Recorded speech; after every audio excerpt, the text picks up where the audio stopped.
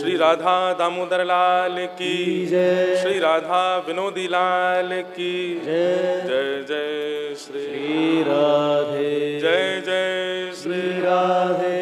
जय जय श्री राधे। द्वारिकाधीश की जय। बोलो वृषभानु दुलारी की जय। और वृषभानु के जमाई की ठाकुर जी अभी अभी उठे होंगे, उठते ही हंस गए होंगे। वाह। परम मंगल में परात्पर अखिलेश्वर कारण करुणा वरुणालय भक्तवांछा कल्पतरु तड़ित विनंदित पीताम्बरधारी श्री राधा महती कृपा आकांक्षा के हम आप सब लोग, जिसको गुप्त वृंदावन कह सकते हैं, ऐसा जयपुर में अवस्थित ये कनक वृंदावन स्थान, जहां श्री राधा माधव प्रभु विराज रहे हैं और श्री गोप के मध्य में वेणु गीत, जो मुझे कथा कहते समय इतना प्रिय लगता है कि मैं इस विषय को कहूं, परंतु जब साप्ताहिक कथा होती है 7 दिन की, तो इतना क्रम होता है कि मैं केवल स्पर्श मात्र कर पाता हूं वेणु गीत का। आज यहाँ जयपुर में थोड़ा उसका भाव उद्घाटन करने का अवसर मिल रहा है, परम सौभाग्य की बात है। बंधुओं, जैसे हम वृंदावन के सप्तनिधियों का नित्य पद गाते हैं ना, जहां श्री गोविंद देव जी, मदन मोहन जी, गोपीनाथ जी, राधा रमण जी, राधा वल्लभ जी, श्री जुगल किशोर जी और श्री वृंदावन बिहारी लाल 7 निधियों को प्रणाम करते हैं, ऐसे ही गौड़िया वैष्णव संप्रदाय के 7 देवालय हैं, सप्त देवालय, और उन सप्त देवालयों में 4 देवालय आपके जयपुर में विराजमान है। कितने भाग्य की बात है आप लोगों की है। यहाँ सप्त देवालयों में से प्रथम देवालय श्री गोविंद देव जी, द्वितीय देवालय श्री गोपीनाथ जी, तृतीय देवालय के ठाकुर हमारे श्री राधा दामोदर लाल, तारकेश्वर मंदिर के सामने श्री राधा दामोदर लाल जो विराज रहे हैं, ये सप्त देवालय वृंदावन के उनमें से एक श्री सनातन गोस्वामी जी के श्री ठाकुर जी श्री दामोदर लाल जी। और अब पता नहीं कईयों ने किए हैं कि नहीं किए, पर मैंने जयपुर के लोगों को कईयों को देखा कि उन्होंने ये चौथे ठाकुर जी के दर्शन नहीं किए, श्री विनोदी लाल जी। कितने लोगों ने दर्शन किए देखो। अब यहाँ जयपुर के ही लोग बैठे हैं और उन्होंने विनोदी लाल जी को नहीं देखा। श्री राधा विनोदी लाल जी, अब देखो आप लोग जयपुर के हो, आप लोगों को ज्यादा पता, हमको तो इतनी पता नहीं, फिर भी हम रास्ता बताते हैं। दामोदर लाल जी के मंदिर से जब आप सिटी पैलेस की तरफ बढ़ोगे, तो जब टी पॉइंट आएगा, वहां से जब छोटी चौपड़ की तरफ मुड़ोगे उल्टे हाथ पर, 2-3 दुकान छोड़ते ही एक ऊपर की तरफ सिटी जा रही है, वहीं विराज रहे हैं श्री राधा विनोदी लाल। आज जइयो सब दर्शन करवे, और देखते ही आपको ऐसा लगेगा कि हमारे श्री राधा रमण लाल जी की 2-4 इंच हाइट छोटी है गई है, बिल्कुल राधा रमण जी जैसे ही हैं ठाकुर जी श्री राधा विनोदी लाल। आज सुबह से उन्हीं का चिंतन हो रहा था, उन्हीं की याद आ रही थी। बोले सब जगह जावे, यहाँ पे ना आवे मेरे दर्शन करवे, तो फिर आते ही उनको सबसे पहले रिझाया, श्री राधा रमण हमारे मीत। जयपुर पर कितनी कृपा है ठाकुर जी की है। जिस वृंदावन का कभी त्याग ठाकुर जी नहीं करते, मुगलों के शासन के आने पर ठाकुर जी वृंदावन छोड़ करके आए, पर जयपुर में विराजे। लाल जी जहां विराजमान हो जाते हैं वो क्षेत्र ही वृंदावन हो जाता है। गोविंद देव जी के दर्शन करने जाते हैं तो किंचित भाव ही नहीं आता मन में कि हम जयपुर में खड़े हैं, ऐसा लगता है कि वृंदावन ही है।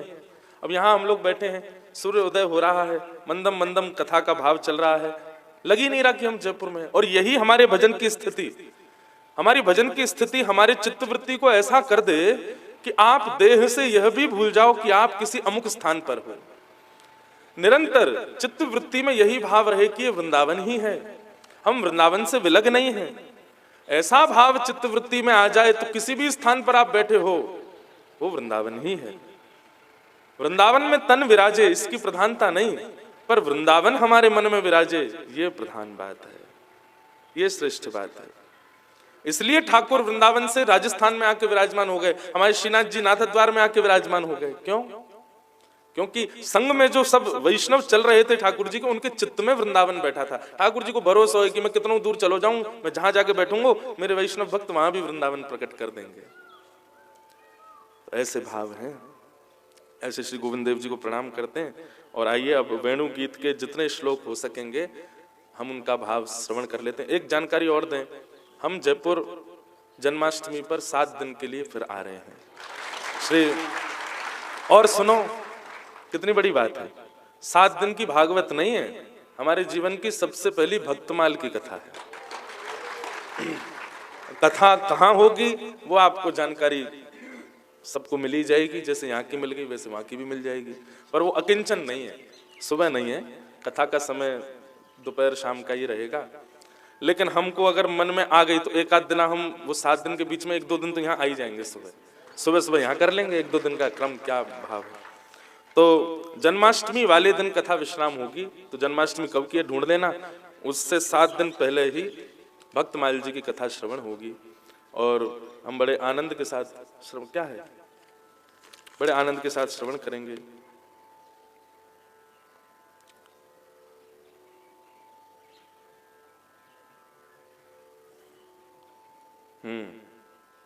ये हम भाव बता चुके हैं। किसी ने लिख करके भेजा है कि वेणु का जो एक भाव है क्या, त्याग, मनुष्य का उद्देश्य हो जाए। मनुष्य कभी त्याग नहीं कर सकता, ये बात आप नोट कर लीजिएगा। हम 7 वर्ष से कथा कर रहे हैं, इतना तो हमने जान लिया कि बहुत बड़े त्यागी हम कभी नहीं बन सकते। इसलिए हम सूरदास जी की वाणी को ही एकमात्र श्रेष्ठ मानते हैं। सूरदास जी कहते हैं, तजोरे मन हरि विमुखन को संग। केवल आप एक चीज का त्याग कीजिए, बुरी आदतें, बुरी व्यवस्थाएं आदि ये सब आपका त्याग कर देंगी। आप एक वस्तु का त्याग करो, जो हरि विमुख है, जो गोविंद से विमुख है, जो राधा माधव से विमुख है, उसका त्याग करो। जिसको नहीं प्रिय लगते ठाकुर जी, वो आपको प्रिय ना लगे, ऐसी विचारधारा अपनी रख लो। आप विश्वास मानिए, जिस दिन आप ऐसे व्यक्ति का त्याग करेंगे, सारी दूषित अवस्था व्यवस्थाएं आपका त्याग। थोड़ा थोड़ा मार्ग दे दो भैया, नहीं आगे से। हमारे सरस कुंज वाले पूज्य बड़े भैया जी पधारे हैं, बारंबार आपके चरणन में प्रणाम। बोल सरस बिहारिणी बिहारी जो सरकार की। तजोरे मन हरि विमुखन को संग, तजोरे मन हरि विमुखन को संग, तजोरे मन हरि विमुखन को संग, तजोरे मन हरि विमुखन को संग। जाके संग कुमति उपजत है, जाके संग कुमति उपजत है, जाके संग कुमति उपजत है, जाके संग कुमति उपजत है। पढ़त भजन में भंग, पढ़त भजन में भंग। तजोरे मन हरि विमुखन को संग, तजोरे मन हरि विमुखन को संग, तजोरे मन हरि विमुखन को संग, तजोरे मन हरि विमुखन को संग। तो एक त्याग सबसे अच्छा। माफ कीजिए, आपने अपनी बुरी आदतें छोड़ दी, आपने बुरे विचार करने छोड़ दिए, आप ब्रह्मचर्य में रहने लग गए, आप सब चीजों को सुधार लेंगे, लेकिन आप उस व्यक्ति को नहीं छोड़ रहे हैं जिस व्यक्ति की वजह से आप ऐसे हुए। आप उस मानव का त्याग नहीं कर रहे, उस मित्र का त्याग नहीं कर रहे, उस संबंध का त्याग नहीं कर रहे जो अव्यवस्थित है। तो क्षमा कीजिए, आप कितनी भी बुरी आदतों का त्याग कर लीजिए, आप कितने भी व्यवस्थित हो जाइए, आपकी भी सारी बुरी आदतें पुनः कभी ना कभी पुनर्जीवित होंगी। आपने शरीर में हुए एक फोड़े को केवल उसके अंदर के भाव को निकाल दिया, उस फोड़े की चिकित्सा नहीं करवाई, थोड़ा छोड़ दिया, क्या होगा, फिर से प्रकट हो जाएगा। और एक से वो अनेक भी हो सकता है। इसीलिए हमारे श्री सूरदास जी महाराज कह रहे हैं, आप जैसे हो वैसे ही रहो। उन लोगों को ढूंढो जिनकी वजह से आप बिगड़ रहे हो, जिनकी वजह से आपकी विचारधारा दूषित हो रही है, जिस भोजन से विचारधारा दूषित हो रही है, जिस स्थान पर जाने से विचारधारा में शून्यता आ रही है, इन सब का त्याग करो। तजोरे मन हरि विमुखन को संग। जाके संग कुमति उपजत है, पढ़त भजन में भंग। तजोरे मन हरि विमुखन को। अच्छा एक बात, एक सूत्र आया मन में, अगर हरि विमुख व्यक्ति का आप त्याग नहीं कर पा रहे तो क्या करें? किसी भी अवस्था व्यवस्था से त्याग करना संभव नहीं हो पा रहा तो क्या करें? किसी सत्संगी का संग करना शुरू कर दो। आप किसी को छोड़ ही नहीं पा रहे हो तो क्या करें? उसको रहने दो, उसको भी रहने दो संग में। किसी सत्संगी के संग रहना प्रारंभ कर दो। धीरे धीरे धीरे यदि उसके सत्संग में बल होगा, उसके भजन में बल होगा और आपकी तत्परता में बल होगा, तो भजन का बल ऐसा प्रभाव दिखाएगा कि दूषित व्यक्ति को आप नहीं छोड़ोगे, वो आपको छोड़ देगा, वो आपका त्याग कर देगा। ये ज्यादा बढ़िया है ना कि आप किसी को छोड़ो, उससे बढ़िया वही आपको छोड़ दे, वही आपका त्याग कर दे। उसकी ये व्यवस्था है। तो मानव इससे ज्यादा त्याग नहीं कर सकता, लेकिन हाँ ये त्याग उसके लिए पॉसिबल है, ये त्याग उसके लिए संभव है, इसको वो कर सकता है, करे।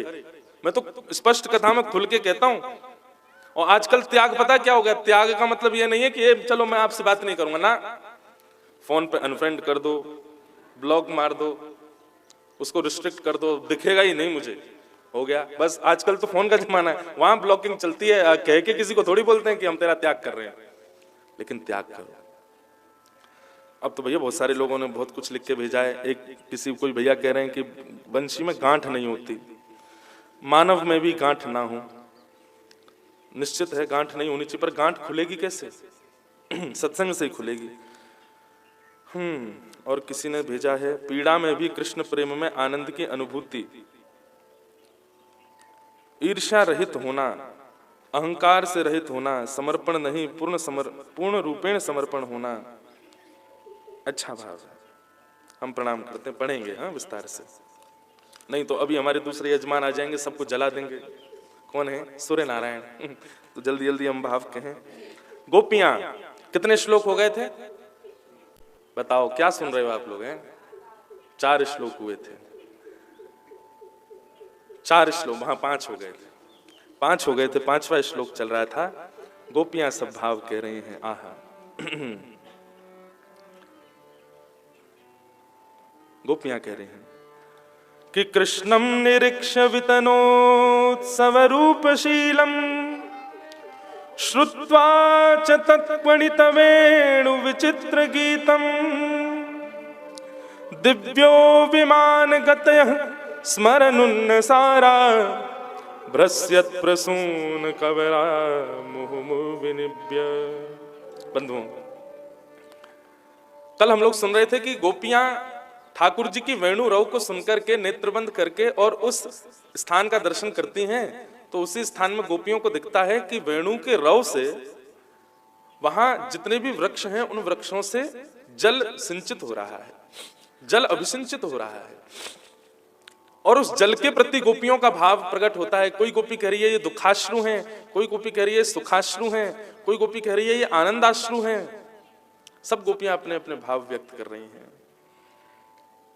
तभी गोपियां कहती हैं, अरे इस वेणु रव को सुनकर के मयूर मदमस्त होकर के नृत्य करने लग जाते हैं। ठाकुर जी की वेणु कैसी है? अरे अगर कोई हमको कोस रहा हो कि आप लोग इतना सत्संग क्यों करते हो, गोविंद के दर्शन करने इतना क्यों जाते हो, सुबह सुबह उठ के कथाएं सुनने, अरे हम तो फिर भी चैतन्य हैं, हम तो फिर भी मानव हैं। ठाकुर जी की लीला और ठाकुर जी के रूप माधुरी का दर्शन करके तो जड़ भी ऐसे हो जाते हैं, तो हम तो चैतन्य हैं। ये बात निश्चित है बंधुओं कि हरि गुणानुवाद सुनकर के जिसकी चित्तवृत्ति मदमस्त नहीं हुई है, निश्चित ही है वो महापापी होगा, वो राक्षस प्रवृत्ति का होगा। क्योंकि कंस के हृदय को फर्क नहीं पड़ता था ठाकुर जी की स्थिति सुन के, रावण के चित्त को कोई प्रभाव नहीं होता था श्री रघुनाथ जी की स्थिति सुनकर के। ठाकुर जी की स्थिति सुनकर के विभीषण के नेत्र सजल होते हैं, ठाकुर जी के गुणानुवाद सुनकर के मथुरा में श्री अक्रूर जी के नेत्र सजल हो जाते हैं। इसका मतलब क्या है? ठाकुर जी के गुणानुवाद में इतनी सामर्थ्य है कि वो समस्त जड़ वस्तुओं को भी चैतन्य बना देते हैं। लेकिन फिर भी अपने आप को चैतन्य कहने वाला मानव यदि ठाकुर जी के गुणानुवाद सुनकर के भी आनंदित नहीं हुआ, भाव विभोर नहीं हुआ, प्रेम विगलित नहीं हुआ, तो निश्चित है उसके चित्त में राक्षस प्रवृत्ति है। तभी ठाकुर जी की लीलानुवाद उसकी चित्तवृत्ति को स्पर्श नहीं कर रहा है। गोपियां कहती हैं, ये वेणु रव सुनकर के हम गोपियों की स्थिति क्या, अरे देखो तो सही, मयूर नृत्य कर रहा है, उस मयूर के भी रोए खड़े हो रहे हैं। ये वेणु रव सुनकर के मंद बुद्धि वाली हिरणियां जो वन में विचरण कर रही हैं, देखो क्या रव कर रहे हैं मयूर। बोले हाँ मैं ही नृत्य कर रहा हूं। गोपियां कहती हैं ठाकुर जी के वेणु रव को सुनकर के ये मंद बुद्धि वाली हिरणियां भी, इतनी बुद्धि इनके पास है कि अपने कृष्णसार पति के पास जाती हैं और उससे इशारा करके कहती हैं कि श्याम सुंदर बंशी बजा रहे हैं, मेरे संग चलो ना। मतलब अकेली नहीं जा रही हैं, गोपियां कह रही हैं, गोपियां ये हिरणियां अकेली नहीं जाइए, अपने पति कृष्णसार मृग को साथ लेकर के नंदन के पास जा रही हैं। कृष्णसार मृग, इसकी टीकाकार वर्णन करते हैं, पति मतलब जिससे हम अत्यंत प्रीति करते हैं, वो हर स्थिति, वो हर वस्तु हमारी पति है। जो भी हमको बहुत प्रिय है वो सब हमारे पति हैं। पति मतलब सदा प्रीति निभाने वाले। तो यहां पर गोपियां कह रही हैं कि हम जिससे प्रेम करते हैं उसको छोड़ अकेली कृष्ण के पास हिरणियां नहीं जा रही हैं। जिससे प्रीति है, जिससे प्रेम है, जिसके संग सदा निवास है, भैया यहां बैठे हुए ऊपर मंच पर ये फोन नहीं चलाओ, कथा सुनो भाव से। जितने भी लोग वहां बैठे हैं, जितनी भी हिरणियां हैं, अपने अपने कृष्णसार पति को संग लेकर के जा रहे हैं। मतलब स्वयं तो नतमस्तक हैं ही ठाकुर जी के चरणों में, पर अपनी प्रिय वस्तु को भी संग लेकर के आ रही हैं। गोपियां कहती हैं हमसे ज्यादा श्रेष्ठ तो ये हिरणियां हैं, कम से कम अपने पतियों को तो संग लेकर के जा रही हैं।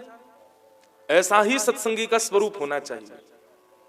आपको जो प्रिय है, चाहे वो वस्तु हो, चाहे वो भोजन की हो, चाहे वो ग्रहण की हो, चाहे वो पहनने की हो, कोई भी वस्तु हो, वो कृष्ण संबंधी जब तक ना हो तब तक उसको स्वीकार मत करो, उसको ग्रहण मत करो। बंधुओं, ये वैष्णव का नियम होना चाहिए। वो किसी भी वस्तु को अंगीकार स्वीकार करे तो सबसे पहले ये विचार करे कि ये कृष्ण संबंधी है कि नहीं। हम धोती क्यों पहनते हैं? वस्त्र पहनने की इतने सुंदर सुंदर ब्रांड आ गए हैं, इतने सुंदर सुंदर, आजकल कहीं से भी छिलछिला करके फटे हुए भी पहनो तो फैशन ही माना जाता है। तो फिर ये धोती ही क्यों? क्योंकि इस धोती से कहीं ना कहीं हम श्री कृष्ण के हैं, ये संबंध प्रतिपादित होता है। ये तिलक मस्तक पर क्यों? इतने सुंदर मेकअप की बढ़िया बढ़िया सामग्री हैं, बढ़िया सुंदर लोग अपनी हेयर स्टाइल बनवा करके और दुनिया भर के फैशन में रहते हैं, हम तिलक ही लगाए क्यों घूम रहे हैं? क्योंकि इससे कम से कम ये तो प्रतिपादित होता है कि कृष्ण का है। आपकी हर वो अवस्था व्यवस्था जिससे आपका कृष्ण संबंध झलकता हो,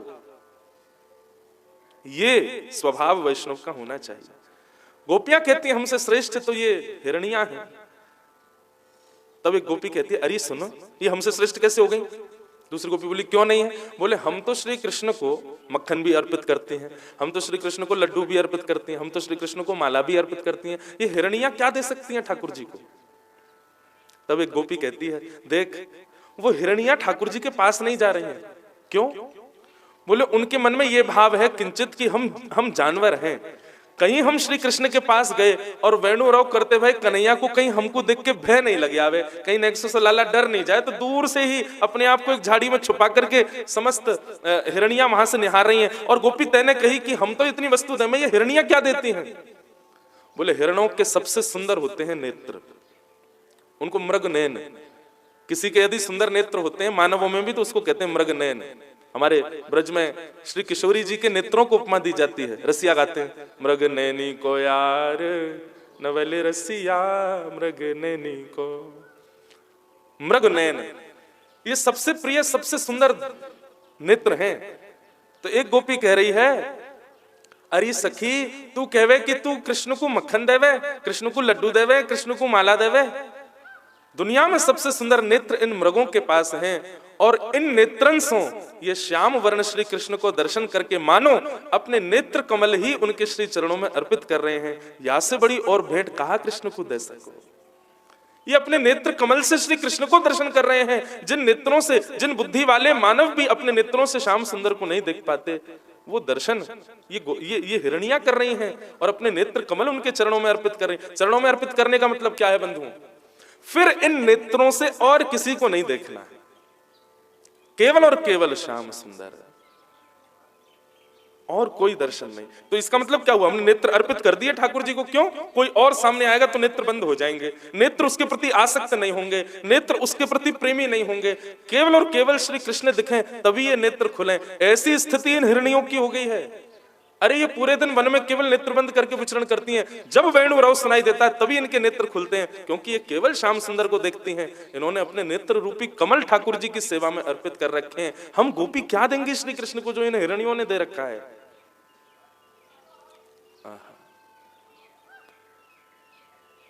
नयन भरे देखूं नंद कुमार, नयन भरे देखूं नंद, सब लोग दोहराओ।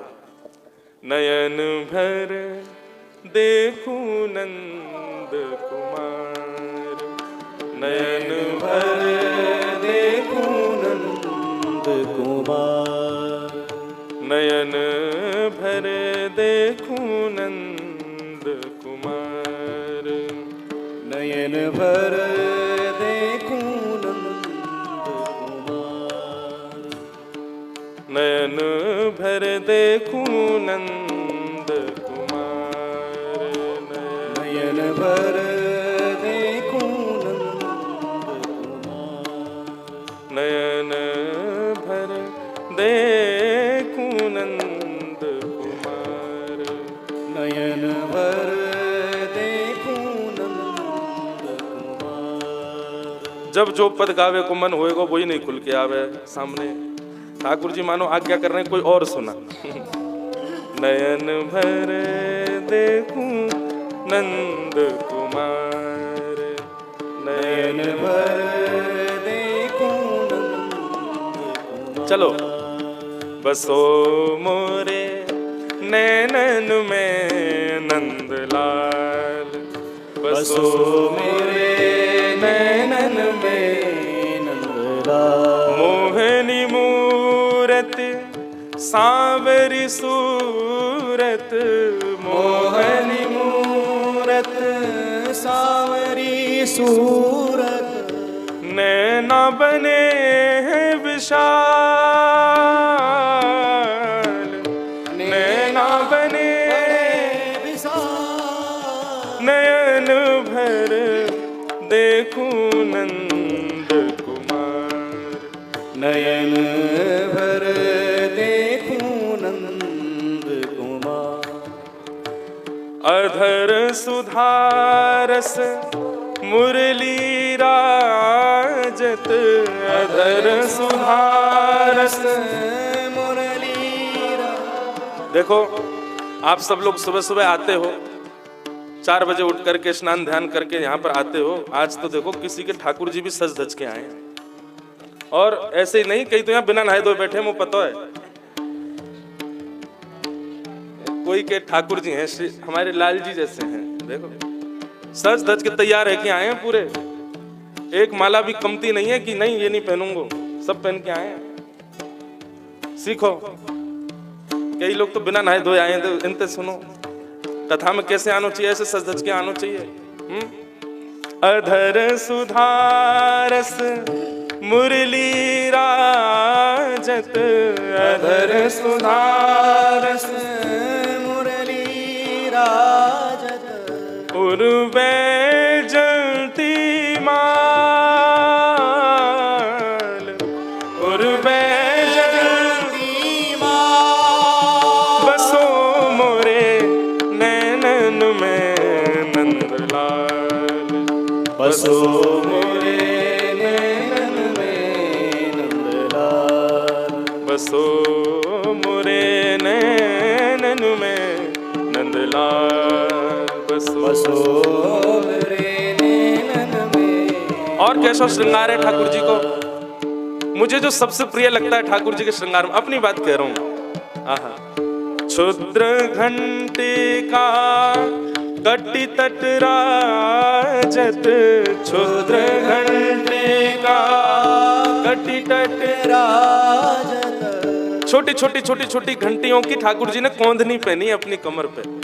तो जब जब ठाकुर जी चले तब तब वो छोटी छोटी घंटियों से मधुर स्वर निकलता है।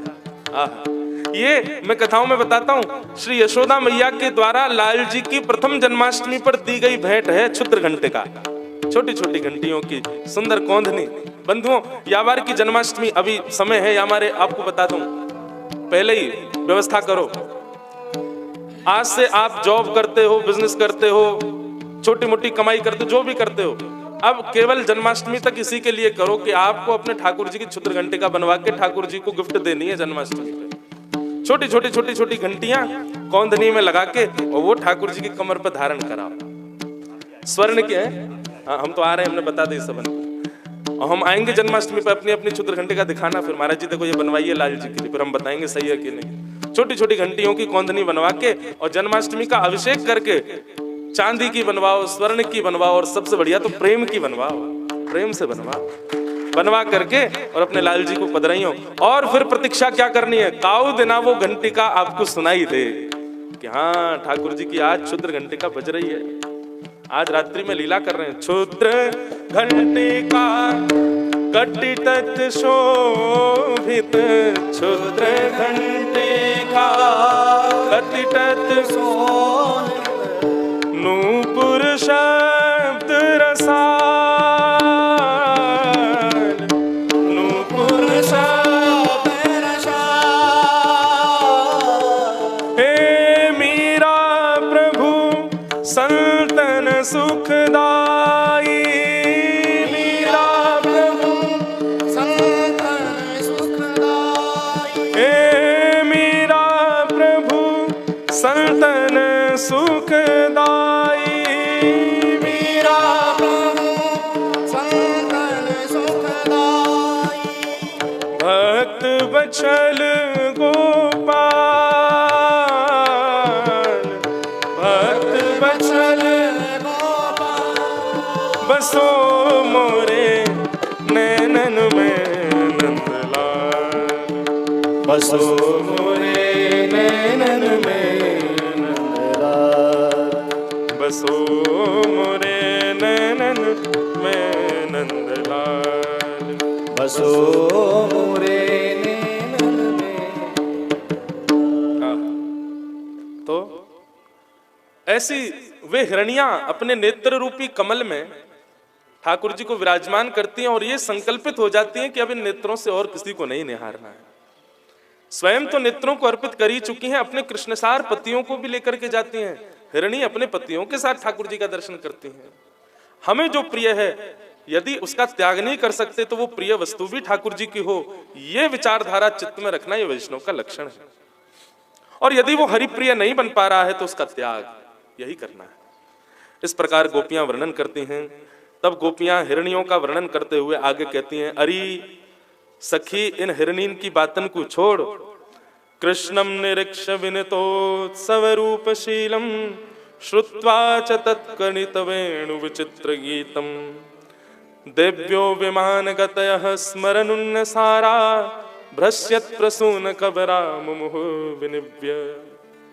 गोपियां कहती हैं, इन हिरणियों की क्या बात करती हो, अरे इन वृक्षों की क्या बात करती हो, जरा नेत्र उठाकर के ऊपर तो देखो। हम मानवों की और जीवात्माओं की बात कर रहे हैं, परंतु यहाँ श्री कृष्ण के वेणु रव को सुनकर के आकाश में अनंत विमान खड़े हो गए हैं। बोले किसके विमान हैं? बोले देवी देवताओं के विमान हैं। और देखो तो सही, कृष्ण की वेणु की ध्वनि सुनकर के आकाश में जितने भी विमान खड़े हैं, उन विमानों में जितनी भी देवांगनाएं खड़ी हैं, जिनके सौंदर्य पर तीनों लोक वारी वारी जाते हैं, ऐसी देवांगनाएं भी श्री कृष्ण के मधुर वेणु का रव सुनकर के मूर्छा को प्राप्त हो रही हैं। ये सब भी मूर्छित होती जा रही हैं।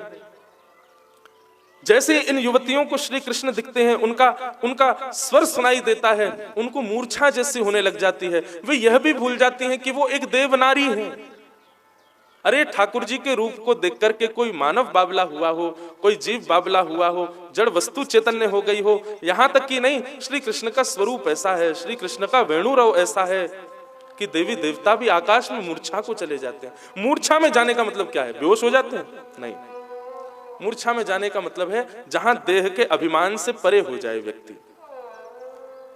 पैर धर कहीं रहा है पर जा कहीं रहा है, बोलना कुछ और चाह रहा है, निकल कुछ और रहा है, करने की क्रिया कुछ और है पर हो कुछ और जा रहा है, इसको मूर्छावस्था कहते हैं। बंधुओं, श्री गोविंद देव जी को दर्शन करके अभी भी हम सुध बुध में हैं, तो या को मतलब है अभी दर्शन भय नहीं है। एक अभी वृंदावन में कथा चल रही थी, तो वहां एक प्रसंग, एक भाव मन में आया। भगवान का वर्ण कैसा है? कृष्ण वर्ण। और जगह जगह ये बात प्रस्तुत की गई है कि कृष्ण का मतलब काला नहीं होता है। लेकिन आप गोविंद देव जी को देखो, आप राधा माधव जी को देखो, हमारे गिरधर लाल को देखो, राधा रमण जी को देखो, सब काले क्यों दिखते हैं? इसका मतलब क्या है? ठाकुर जी जब तक कारे दिख रहे हैं तब तक समझो अभी दर्शन हमको भय नहीं है। वो काले नहीं है, वो कृष्ण वर्ण के हैं, और कृष्ण वर्ण काला नहीं होता, सांवला नहीं होता, वो कुछ विचित्र है। वो ऐसा है कि एक बार यदि दिख गया तो उसी के प्रति आकर्षित रहोगे। जब तक श्री कृष्ण श्याम वर्ण के, काले वर्ण के ही दिख रहे हैं तब तक समझो हमको दर्शन नहीं हुए। जिस दिन ठाकुर जी के वर्ण में परिवर्तन दिखने लग जाए, जिस दिन गोविंद काले से कुछ और दिखने लग जाए, इस एक ऐसा आकर्षण उनके भीतर से आच्छादित हो कि नेत्र फिर किसी और को ना देख पाए, वो श्याम वर्ण नहीं होगा, वो काला वर्ण नहीं होगा, वो कृष्ण वर्ण होगा। वही असली रंग है ठाकुर जी का। बंधुओं, हम नाम जप, सेवा, साधना और भक्ति प्रणाली, भक्ति पथ का पालन केवल इसलिए कर रहे हैं कि श्री कृष्ण दिखें। नित्य गोविंद देव जी जाओ, नित्य दर्शन करो। आज भी काले दिखे हैं तो थोड़ा कोस लेना खुद को कि शायद हमारे भजन में कहीं कमी है। बंधु, एक बार की अपनी घटना बताऊं। श्रीनाथ जी हमारे नाथ द्वार में, उनका सबसे सुंदर दर्शन लगता है मुझे ग्रीष्म ऋतु में। वैसे सबरे ठाकुर ही गर्मी में बहुत बढ़िया लगे, क्यों? इनके वस्त्र कम है जाएं, नेक नेक कम वस्त्र। हमारे राधा रमण जी तो पूछो ही मत, नेक्सी जी कॉपीन पहने बस, और कुछ पहने ही ना है। एक एक अंग को दर्शन होगा, एक एक रो दिखाई देता है ठाकुर जी का। तो नाथ द्वार दर्शन करने गया, और संभवतः उस समय पर ये 9 तपा होते हैं, 9 दिन आते हैं, गर्मियों में भयंकर गर्मी होती है उस समय पर ठाकुर जी को गीले वस्त्र पहनाए जाते हैं। कई मंदिरों में तो ठाकुर जी के ऊपर ही फुब्बारों चला दिया, पूरे दिन भीगते ही रहे ठाकुर जी। तो उन दिनों में नाथ द्वार गया, और विश्वास मानिए, कोई अपनी प्रशंसा या मेरे भाग्य, हाँ भाग्य की तो बात है, पर अपनी प्रशंसा के लिए नहीं कह रहा हूं। जैसे श्री जी बाबा के दर्शन किए, एक क्षण के लिए ठाकुर जी श्याम वर्ण के नहीं दिखे। एक क्षण के लिए ठाकुर जी का वर्ण ऐसा लगा जैसे कत्थई रंग होता है ना, थोड़ा कत्थे का सा रंग होता है। एक क्षण के लिए ठाकुर जी का ऐसा वर्ण दर्शन हुआ।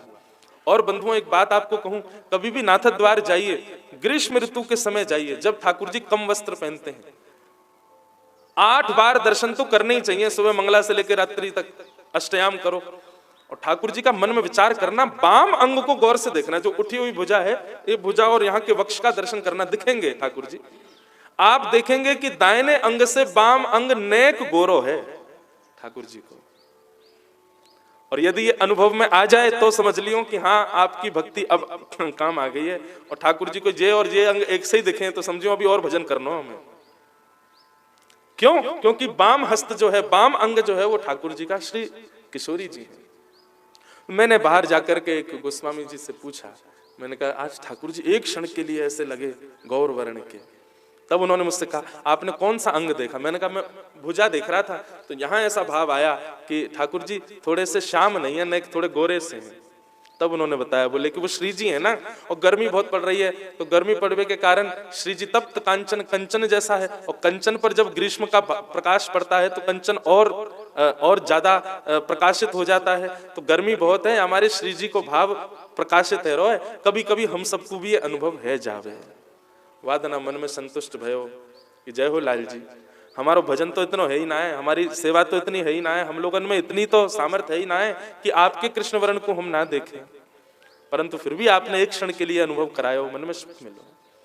तो भैया मैं इस बात को कह रहा हूँ, मंच पर बैठ के, व्यासपीठ पर बैठ के कह रहा हूँ, आप लोग निश्चित मान लीजिएगा, जिस दिन गोविंद के रंग में आपको परिवर्तन दिखे, ये काले से नेक विलग दिखाई दे, तब समझियो कि आज हमारो भजन काम आयो है।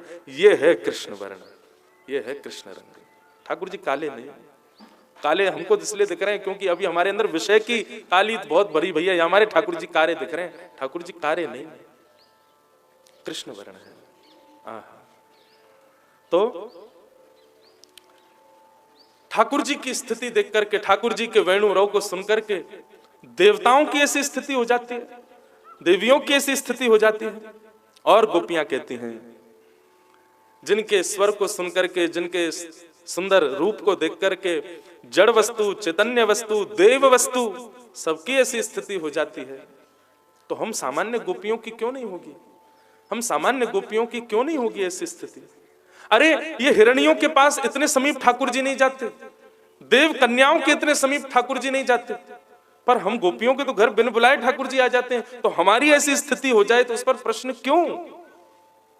तू है सखी बड़ भाग बड़ी, नंदलाल तेरे घर आवत है। तू है सखी बड़ भाग, हम तो बड़ी बड़ भागी हैं, जे तो हमारे घर बिन बुलाए आ जामे। लाल तेरे घर आवत है। कितना सुंदर पद है श्री कुमन दास जी का। निज कर गूथ सुमन के गजरा, निज कर गूथ सुमन के गजरा।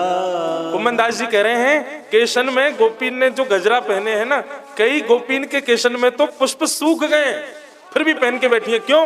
बोले कभी श्याम सुंदर ने अपने हाथ से पहना दी हो, तो बस वाकू संभाल के पहन के बैठी रहे, अपने केश ही ना धो रही है। क्यों? श्याम सुंदर ने पहनाए। निज कर गूथ, अपने हाथों से गूथ के पहनाए हैं गोपी को।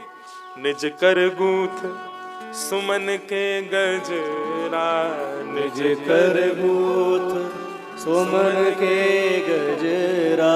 ये अपने हाथ पहरावत है, ये अपने हाथ पहरावत है।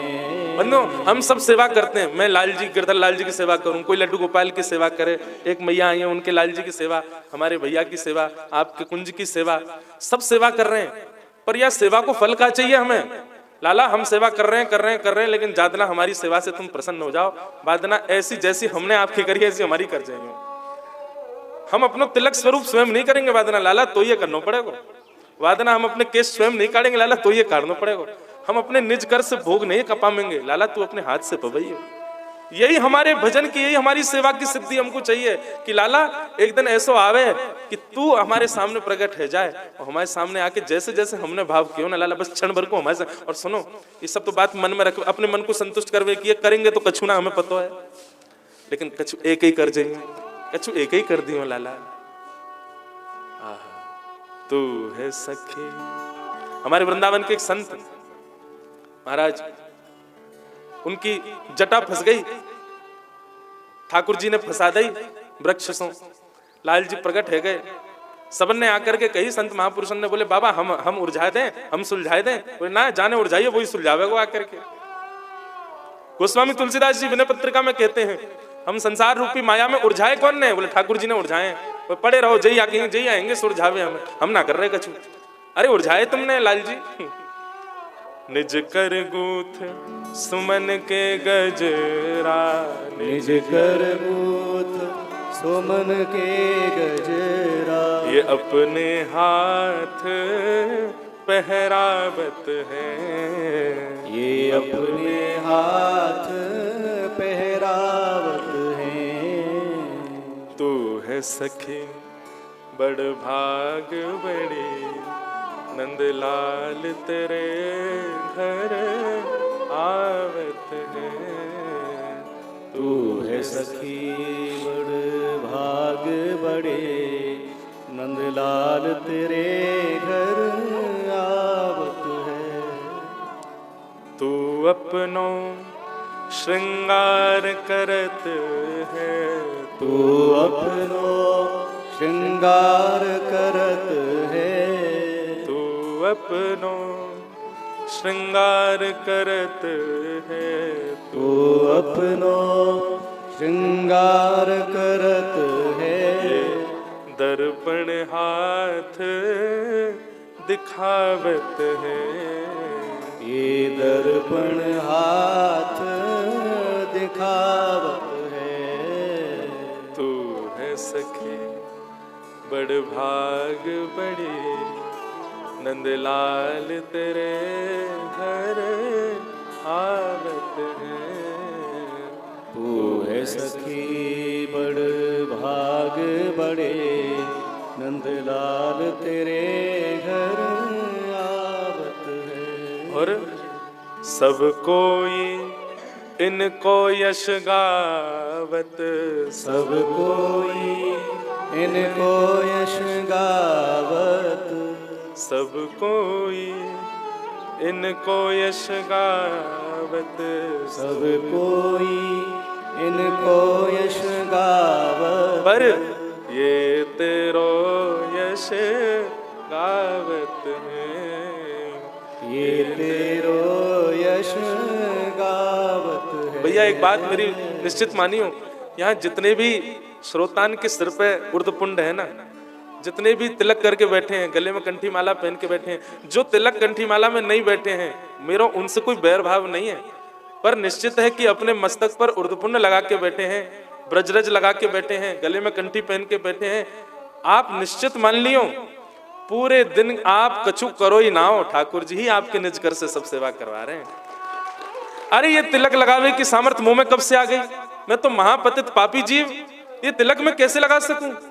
ये तो श्याम सुंदर ही लगा के जामे, हमें लगे कि हम अपने निज कर्सों लगा रहे हैं, पर नहीं, ये तो ठाकुर जी लगा में। ये जितने भी वैष्णव वेशधारी हैं, ये अपने निज कर से कछु क्रिया ना करें भैया, ठाकुर जी ही उनके चित्त में बैठ करके सब क्रिया उनकी करें। ठाकुर जी हमारी उल्टी सेवा, अरे बड़ा छलिया है, छुप छुप के सब काम कर जाए, हमारी सेवा कर जाए, हमको भोजन पवा जाए, हमको तैयार भी कर दे। और सुनो, हमारे तिलक को देख करके, हमारे वेश को देख करके, अरे हम जा मार्ग से निकले, चार लोग चर्चा करें, उन चर्चा में दो निंदा कर रहे हैं तो दो हमारी स्तुति कर रहे हैं, तो दो स्तुति कर रहे हैं, वो भी श्याम सुंदर ही करवा रहा हो हमारी।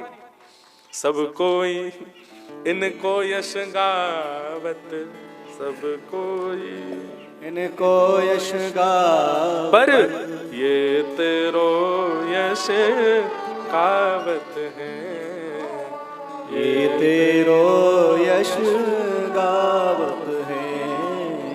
कुंभन दास लाल गिरधर के, कुंभन दास लाल गिरधर के, ये तो तेरे ही हाथ बिकावत है, ये तो तेरे हाथ बिकावत है। तू है सखे बड़ भाग बड़ी, नंदलाल तेरे घर आवत है। तू है सखी बड़ भाग बड़े, नंदलाल तेरे घर आवत है। गोपियां कह रही हैं, अरे हम दूसरों की स्थिति देख रही हैं, वृक्षण की स्थिति देख रही हैं, देवीन की स्थिति देख रही हैं, हिरणीन की स्थिति देख रही हैं, और फिर अपने आप को कोस रही हैं। अरे कोस काई को रही हो? ये सब तो वो हैं जो कृष्ण को कभी स्पर्श भी ना कर सके। जब उनकी स्थिति ऐसी है सके, तो हम गोपी तो नित्य रहे में उनके साथ। अरे वो बिन बुलाए आ जाए हमारे घर, हम लोगों की स्थिति क्यों नहीं होगी? तब ये गोपी कहती है, अरे गावश्य कृष्ण मुख निर्गीत वेणु गीत, पीयूष मुक्त भित कर्ण पुटे पिबंत्य, सावासनुस्तनपय कवलास्मतस्थु, गोविंदमात्मनि दशा शुक्लास्पृशन्त्य। गोपियां कहती हैं, अरे हम लोगन की जैसी एक और गोपी है। बोले कौन? या ब्रजमंडल की गैया। जितना सुख ठाकुर जी ब्रज की गोपी को दे में, उतना ही सुख ठाकुर जी वासे अधिक सुख गैयान को दे में। गोपी कह रही हैं, ठाकुर जी जब वेणु रव करते हैं वन में जाकर के, तो जिन गैयान को वो चरावे ले गए हैं, हमको तो आश्चर्य है, वो चरके से ले में हैं? जा वंशी को सुनकर के जड़ चेतन की स्थिति विचलित रह जाए, ये गैया चरके कैसे आ जा में? तब दूसरी गोपी कह रही, अरे दृष्टि डाल के देख तो सही, कहा स्थिति आ रही है।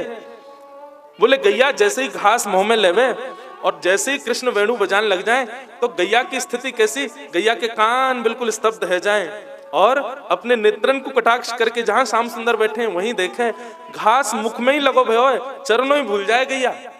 और तो और स्थिति कहा है जाए, जब गैया प्रेम पुलकित होवे ना, जैसे हम लोग प्रेम पुलकित होते हैं तो हमारे रोए खड़े होते हैं, गैया जब प्रेम पुलकित होती है तो उसके थनों से अनायास दुग्ध निकलने लगता है, बिना स्पर्श के दुग्ध प्रवाह होता है। आहा, जब प्रेम पुलकित गऊ भई है तो घास वाके मुख में ही रह गई है, नेत्रन से वो श्याम सुंदर को देख रही है, वाके थन से दुग्ध अपने आप पे निकल करके बह रहे हो है, थनन से अपने आप दुग्ध निकल रहे हो है। आहा, वह दुग्ध को देख करके बछड़ा दौड़ करके आए हैं, बछिया दौड़ करके आई हैं, और बछड़ा बछिया दौड़ करके आए और आकर के अपनी मैया के थनन में मुख लगा ले में, लेकिन छोटे बालक है ना, अबोध हैं। जब मुख में थन ले लियो वाके बाद ठाकुर जी की वेणु उनको सुनाई दी, तो अरे भैया गैया तो नेक बड़ी है, आयु में थोड़ी बुद्धि तो होगी, या हमारे कृष्ण प्रेम में उन्मुक्त है गई, पर ये छोटे छोटे बछड़ा बछिया इनकी स्थिति देखो। बोले जैसे ही दुग्ध मुख में गयो, इतने में ही कर्ण रंध्र में कृष्ण वेणु रव सुनाई दियो। अब बछड़ा बछियान की स्थिति ये गई है कि मुंह में दूध भर के घूम रहे हैं, ना तो वह को पी पा रहे हैं और ना वह को उगल पा रहे हैं। बोले उगल क्यों नहीं पा रहे? बोले उगल या मारे नहीं पा रहे कि भैया कृष्ण वेणु रव सुन करके मैया के थनन से अनायास दूध निकलो है, यानी कि ये कृष्ण प्रसाद है, उगल ना सके। तो पी क्यों नहीं पा रहे हैं? बोले पीवे में इतनी दुविधा है रही है, बोले कि पीवे के काजे थोड़ी देर को मन गले पे लगाना पड़ेगा और दुग्ध को भीतर रखना पड़ेगा, और या वेणु रव से एक क्षण के लिए भी मन हटे, ये हमारी स्थिति नहीं है। कितना सुंदर भाव, छोटे छोटे बछड़ा बछियाओं का मुख में दुग्ध भर के पूंछ उठा के ठाकुर जी की ओर देख रहे हैं। ठाकुर जी बंशी बजा रहे हैं, ना दुग्ध का पान कर पा रहे हैं, ना दुग्ध को निकाल पा रहे हैं। बंधुओं, अगर कोई ये बात कहे, इससे क्या सिद्ध हुआ? यदि कोई ये बात कहे कि मैं कर्म करता हुआ भजन का मार्ग अपना रहा हूं, ठीक है, कर्म तो करना ही है, पर यदि आप ये सोच रहे हैं कि आप संसार को भी रख लो और श्री ठाकुर जी को भी रख लो, ये दो काम एक संग नहीं हो सकते हैं। एक को तो थोड़ा थोड़ा ही सही, 2-2% करके ही सही, नेक नेक तो त्याग करना पड़ेगा, एक मार्ग को तो छोड़ना ही पड़ेगा। हम ये ना कह रहे पूरा छूट जाए, पर नेक नेक तो छूटेगा, क्योंकि जैसे जैसे रस बढ़ेगा तैसे तैसे स्थिति ये हो जाएगी कि अब संसार की क्रिया करवे के काज मन चित्रवृत्ति ठाकुर जी से हटानी पड़ेगी, और एक क्षण के लिए भी मन वहां से हटे, ये आपसे सहन नहीं हो पाएगा। जो स्थिति यहाँ बछड़ा बछियान की भई है। आहा, गोपियां इस रूप का वर्णन कर रही हैं। बछड़ा मुख से दुग्ध पान कर रहे हैं और मुख में ही दूध भर के घूम रहे हैं, ठाकुर जी के आसपास क्रीड़ा कर रहे हैं। वेणु रव को सुनकर के उनकी स्थिति ऐसी है गई। तब एक गोपी कह रही है, क्या कह रही है कि प्रायो भताम्ब विहगा मुनयो विनिस्मन् कृष्णेक्षितं तदुदितं कलवेणु गीतम आरुह्य ये द्रुम भुजान रुचिर प्रवालान शृण्वन्त मीलित दृशो विगतान्य वाचा। बंधुओं, ये वेणु गीत जो है ना, 3 दिन में एक चीज अनुभव करी, शायद मैंने कल भी कही, मैं देख के बोल नहीं पा रहा, आप देख के सुन कैसे पाओगे? ये स्थिति तो ऐसी है, ये भाव तो ऐसे, नेत्र बंद करो, चित्रण मन में चलाओ और वहां को चिंतन करो, और स्थिति ऐसी आ जाएगी पूरे दिन वही कोई चिंतन करते रहो। मैं तो अभी हमारे लोकेश भैया घर पे कोई मिल भी रहो, कोई बैठ भी रहो, आ जा भी रहे, तो भी वेणु गीत के भाव निकलते जा रहे हैं। अरे तुम्हें पता है गैयान की ऐसी स्थिति, बछड़ान की ऐसी स्थिति है, वृक्षण की ऐसी स्थिति, और फिर खुद को कोसे, हमारी तो कछु भी ना है। गोपियां कहती हैं, अरे ये गैया तो अपने घर की हैं, इनके भाव कहा कहो, ये गैया तो अपने घर के हैं, तो फिर किसको दिखा रही है? गोपी कह रही है, नेक नजर ऊपर करके वृक्षण पे बैठे हुए पक्षी को तो देखो, उनकी स्थिति कैसी। अरे राम राम राम राम, ये ब्रज के पक्षी हैं, इनको पक्षी कहना भी पाप है, ये पक्षी नहीं है। तो कौन है? बोले ये कृष्ण प्रेम में उन्मुक्त रहने वाले ऋषि, महर्षि और गंधर्व जन ही पक्षी के रूप में आए हैं। पक्षी कैसे बैठे हैं? बोले एक रूप में बैठे हैं, चुपचाप बैठे हैं, आंख बंद नहीं कर रहे हैं। सबके तो नेत्र बंद हो गए, लेकिन इन पक्षियों के भाव में विशेषता यह है कि ये नेत्र बंद नहीं कर पा रहे हैं। गैयाओं के नेत्र बंद हो गए, हिरणन के नेत्र बंद हो गए, लेकिन इन पक्षियों के नेत्र बंद नहीं हो रहे हैं। क्यों? पक्षी मन में विचार कर रहे हैं कि सब किसी ना किसी रूप में कृष्ण सामीप्य प्राप्त कर सकते हैं, पर हमको तो ये सौभाग्य नहीं है, हम कैसे ठाकुर जी के समीप जाएं?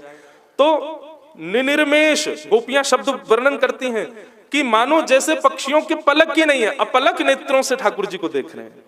निनिर्मेष नयनों से श्री कृष्ण की रूप माधुरी का दर्शन करके वे समस्त पक्षी स्तब्ध होकर के बैठे, मानो देखने में ऐसा लग रहा कोई मूर्ति रखी है वृक्ष के ऊपर और ठाकुर जी के रूप को देख रहे हैं। बंधुओं, कभी वन में जाओ ना, तो वन में एक स्वरूप होता है कि जब बाघ, शेर या हिंसक जीव जब वन में घूमते हैं ना, तो पशु पक्षी ऊपर ऊपर हल्ला करते हुए चलते हैं, सबको सचेत करते हुए चलते हैं कि बाघ आ रहा है, सब सचेत हो जाओ। बाघ कहीं भी जाता हो वहां शांति रह ही नहीं सकती, पशु पक्षी ऊपर से हल्ला मचाते हुए चलते हैं, भय का शोर करते हुए चलते हैं।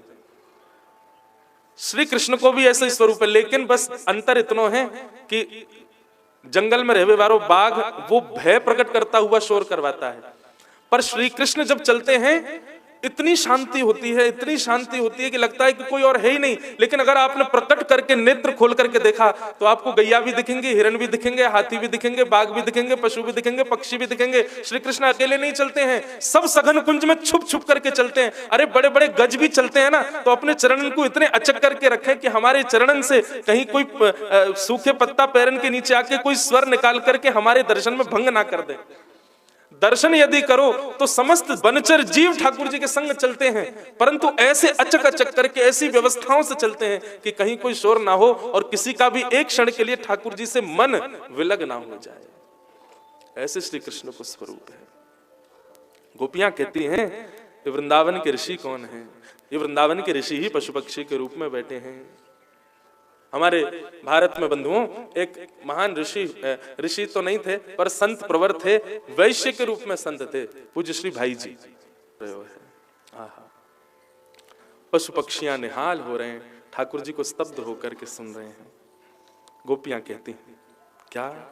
आहा, नद्यस्तदा तदुपधार्य मुकुंद गीत मावर्तलक्षित मनोभव भग्न वेगा आलिंगन स्थगित मूर्मिभिजैर्मुरारे गुह्यल्ति पादयुगलम कमलोपहार। हम लोग 3 दिन से सुन रहे हैं, सबकी स्थिति सुनाई दे गई, लेकिन एक ब्रज की प्रधान स्थिति का अभी तक वर्णन नहीं सुनाई दिया। वो कौन है? श्री यमुना जी। जिनके तट पे ठाकुर जी लीला करें, उन यमुना जी की स्थिति क्या है? सखियां कह रही हैं अरे तुम वृक्ष देख रही हो, पशु पक्षी को देख रही हो, गैयान को देख रही हो, अरे भाई जमुना को तो देखो, वहां को कहा हाल है। तब एक गोपी करी, अरे जमुना जी के ऊपर तो बहुत सारे भौरे मंडरा रहे हैं। एक गोपी बोली है ही ना सके, बहते बहे जल के आगे तो कभी भौरे मंडरा में ही ना है, भौरे तो रुके भय जल के ऊपर मंडरा में। तब तीसरी गोपी बोली अरे वही तो मैं कह रही हूं, यमुना जी को जल स्तब्ध है गयो है, रुक गयो है, ये भौरे मंडरा रहे हैं। यहां से एक बात पता चल रही है कि सदा गम में रहने वाली यमुना आज हमारे श्याम सुंदर के सुंदर वेणु रव को सुनकर के स्तब्ध है गई है। भौरे मंडरा रहे हैं, भौरे घूम रहे हैं, क्योंकि अचल हैं श्री यमुना जी। और बंधुओं, यमुना जी का एक सुंदर भाव, अचल क्यों है यमुना जी? तब गोपियां कह रही हैं आहा, नद्यस्तदा तदुपधार्य मुकुंद गीत आवर्त लक्षित मनोभव भग्न वेगा। वेग रुक गया है, भव भग्न वेगा। और ये यमुना जी करना क्या चाह रही हैं, रुक क्यों गई हैं? तब गोपियां कहती हैं, बोले अरे सखी मुझको तो कछु दिख रहा है। बोले कहा दिख रहा है? बोले जितने भी पूर्व की स्थिति हमने अभी अभी देखी है, ये सब अपने अपने भाव जाकर के श्री यमुना जी को ही तो दे रहे हैं। बोले जैसे? बोले पहली स्थिति वृक्षण की, तो वृक्ष अपने ऊपर प्रकट होने वाले जितने भी पुष्प हैं उन समस्त पुष्पन को झाड़ रहे हैं श्री यमुना जी में। दूसरी स्थिति किसकी? बोले दूसरी स्थिति है मृगसार, इन मृगनियों की। ये मृगनियां क्या कर रही हैं? बोले मृग के पास कस्तूरी होती है, ये मृग जाकर के श्री यमुना जी में अपनी कस्तूरी प्रवाहित कर रहे हैं। वृक्षों ने पुष्प और फल प्रवाहित कर दिए और हिरणियों ने कस्तूरी प्रवाहित कर दी। तीसरी स्थिति किसकी है? बोले पशु पक्षियों की। बोले पक्षी क्या कर रहे हैं? बोले पक्षी वृक्षों में भी सुंदर पत्र वाले वृक्षों के पत्रों को मुख से तोड़ते हैं, अपने घोंसले के कुछ सुंदर सुंदर प्रिय भाव अपनी चोंच में भर के ले जाते हैं और ले जाकर के उसको यमुना जी में प्रवाहित कर रहे हैं। वृक्षों ने पुष्प अर्पित कर दिए, हिरणियों ने अपनी कस्तूरी अर्पित कर दी, पशु पक्षियों ने सुंदर सुंदर पत्रों को ले जाकर के यमुना जी में प्रवाहित कर दिया। चौथी स्थिति किसकी है? बोले गैया की। बोले कृष्ण वेणुराव सुनकर के गैया के थन से अनायास दूध जो निकल रहे हो है, वो दूध की धार बह करके श्री यमुना जी में जा रही हैं और श्याम वर्णा श्री यमुना जी आज गौर वर्णा है गई हैं। मानो ऐसा लग रहा है दूध प्रवेश करते ही श्री यमुना जी श्री जी के रूप में प्रकट है गई हैं। वृक्षन ने पुष्प से उनको श्रृंगार कर दिया है, पशु पक्षी ने जाकर के सुंदर सुंदर पत्रावली उनको बना दी है और महाराज श्रृंगार करके इन हिरणीन ने अपने कस्तूरी इत्र से मानो श्री जी को श्रृंगार करके उनको सुगंधित कर दिया है। अब श्री यमुना जी ही श्री जी के रूप में परिवर्तित हो गई हैं। दुग्ध लेकर के, पुष्प लेकर के, कस्तूरी लेकर के श्री यमुना जी श्री जी का रूप धारण करके जा रही हैं और कहा कर रही हैं? बोले आलिंगनस्थ गितमूर्मि भुजैर्मुरारे, आलिंगनस्थ गितमूर्भिमुजैर्मुरारे। श्री यमुना जी जाकर के ठाकुर जी का आलिंगन कर रही हैं। आलिंगन कैसे कर रही हैं? अरे यमुना आलिंगन करेगी तो बाढ़ आ जाएगी, अरे यमुना आलिंगन करेगी तो श्री वृंदावन डूब जाएगा। ये यमुना आलिंगन कैसे कर रही है? बोले अरे सखी आलिंगन मुरारी को नहीं कर रही है। ठाकुर जी एक कदम वृक्ष के नीचे अपने पांव लटका के बैठे हैं तो श्री यमुना जी उनके चरणन को आलिंगन कर रही है। और केवल यमुना जी नहीं, यमुना जी में आए भय कस्तूरी यानी कि हिरण भी आलिंगन कर रहे हैं। यमुना में आए भय वे पुष्प यानी कि वृक्ष भी आलिंगन कर रहे हैं। यमुना में आए भय वे पत्र यानी कि पशु पक्षी भी आलिंगन कर रहे हैं। यमुना जी में आए भय वो दुग्ध यानी कि श्री गैया भी आलिंगन कर रही है। सबके भाव, सब बड़े निराश है गए कि हम ठाकुर जी के समीप ना जा सके, या हमारी यमुना जी ने सबको अपने समीप बुला के अपने वेग को शांत करके सबके भाव अपने अंदर समेट करके और श्री यमुना जी ठाकुर जी के लटके भय उन चरणन के पास सो बह रही हैं। आलिंगनस्थ गितमूर्भिभुजैर्मुरारे, गुह्यन्ति पादयुगलम कमलोपहार। बोले कहां का आलिंगन कर रही है? गुह्यन्ति पादयुगलम, ठाकुर जी के युगल चरणार विंदन को आलिंगन श्री यमुना जी कर रही हैं। कितने सुंदर भाव! श्री यमुना जी सबके भाव लेकर के जा रही हैं, ठाकुर जी के श्री चरणार विंदन को आलिंगन कर रही हैं। सब गोपियां सुनकर के आनंदित हो रही हैं, सब गोपियां सुनकर के मदमस्त हो रही हैं। बंधुओं, आपके भाव हैं कि ठाकुर जी को सेवा प्रस्तुत करनी है, ठाकुर जी को सेवा देनी है, ठाकुर जी को हम कछु अर्पित करें, पर हम इतने योग्य नहीं कि ठाकुर जी को अर्पित कर सकें। तो कहा करें, हमारी इतनी क्षमता नहीं कि ठाकुर जी स्वीकार करें। तो वास्तव में कहा करो, बोले जिस प्रकार ब्रज की इन सब स्थितियों ने आचार्य रूप गुरु रूप श्री यमुना जी को अपनी वस्तु में प्रस्तुत कर दी, ऐसे ही जो भाव अपने ठाकुर को प्रस्तुत करना हो, अपने आचार्य और अपने गुरुवरन को प्रस्तुत कर दो, वे आपके भाव को ले जाकर के ठाकुर जी के चरणन में प्रस्तुत कर देंगे। कितना सुंदर भाव! आलिंगनस्थ गितमूर्मि भुजैर्मुरारे, गुह्यन्ति पादयुगलम कमलोपहार। यमुना जी का वेग इसलिए रुका हुआ है, इसलिए भ्रमर घूम रहे हैं, गोपियां क्रंदन कर रही हैं, यमुना जी की बार बार बलैया ले रही हैं। जय हो यमुना, तुमने सबन के भाव ले जाकर के श्री चरणन में अर्पित कर दिया। ऐसी यमुना को हम प्रणाम करें। यमुना जी का स्थान, यमुना जी का भाव देख रहे हैं। गोपियां कह रही हैं, यमुना जी सबके भाव को ले जाकर के ठाकुर जी के श्री चरणन में अर्पित कर रहे हैं। यमुना जी की स्थिति बताई। अब उसके बाद गोपियां कह रही हैं, बोले आगे तो देखो। क्या देख रहे हैं? कि दृष्ट्वा तपे ब्रजपसून सह राम गोपई, संचारयन्तमनुवेणुमुदीरयन्तम्, प्रेमः प्रबद्ध उदितः कुसुमावलीभिः, सख्युव्यधात स्वपुप शाम्बुद आत्पत्रम्। इतना सुंदर भाव! गोपियां भाव का चिंतन करती हैं, फिर उसी में डूब जाती हैं। उसके चिंतन से जैसे निकलती हैं, फिर कहती हैं, अरे सखी कोई को कछु दिखो का? तब दूसरी गोपी कह रही है, बोले अरे नीची नजर करके यमुना जी को देख करके भाव विह्वल ले रही हो, नेक ऊपर को तो देखो। बोले ऊपर कौन को देखें? बोले ऊपर बादरन को देखो। ये शाम घटा, ये शाम घन बनकर के जो बादल आकाश में घूम रहे हैं। बोली यशोदा हमसे शिकायत करती रहे या लाला को कितना समझाऊं, पादुका पहन के ना डोले, या तो खूब कहूं लाला पैरन में पादुका पहन के जाए कर। कथा आती है, बड़ी सुंदर कथा है। गोपाष्टमी का दिन था, ठाकुर जी जिद करें, ठाकुर जी की एक ही जिद है बचपन से, मैया मैं गैया चरावे जाऊंगा, मुझको गैया चरानी है, मैं वन में जाऊंगा, नंद बाबा की तरह मैं गैया चरा के आऊंगा। यशोदा मैया के लाला तू नेक सो है, जो गैया इतनी बड़ी बड़ी है कहीं तेरे ऊपर चढ़ गई तो दिखेगा और नहीं, इन गैयान को चरावे काय को जाएगा। ठाकुर जी बोले ना मैया मुझको, जैसे बालक जिद करें टॉफी को, ठाकुर जी जिद करें गैया को। ठाकुर जी बोले मैं बड़ी बड़ी गैयान को लेके नहीं जाऊंगा, तो वही छोटे छोटे बछड़ा बछियान को चरावे चलो जाऊंगा, जो पूरे दिन यहीं बंधे रहे जैसे मैं बंध रहा हूं तेरी लड़ामनी में। मैया तेने मुंह को बांध रखो, ऐसे ये बछड़ा बच्चिया यहीं बंधे रहे, तू हम दोनों उनको मुक्त कर दे, मैं बछड़ा बच्चियान को चरावे जाऊंगा। ठाकुर जी बहुत जिद करें तो यशोदा मैया मान जाए, ठीक है लाला तेरे बस की चले ना है, तू माने ना है, बातन ने जिद करे, मैं बूढ़ी बड़ी है गई मेरे पीछे पड़ो रे, चल तेरी व्यवस्था करूं, बछड़ा बच्चियान को चरावे जा। आज ठाकुर जी बछड़ा बच्चिया चरावे। अच्छा देखो एक बात होता है, गोपाष्टमी के दिन ठाकुर जी का श्रृंगार अलग होता है। गोपाष्टमी के दिन ठाकुर जी मुकुट पगड़ी पाग आदि सब जगह अलग अलग होते हैं, पर श्रीनाथ जी में ऐसा भाव है ठाकुर जी को ऐसी पाग पहनाई जाएगी कि उस पाग के दो भाग तो ऐसे निकले। बोले वो दो भाग क्या है, बोले वो दो हैं सींग, ठाकुर जी गैया जैसे सींग निकाल लें, और फिर वह पाग में से, अब मुंह पे कपड़ा होता तो मैं बांध के दिखाता,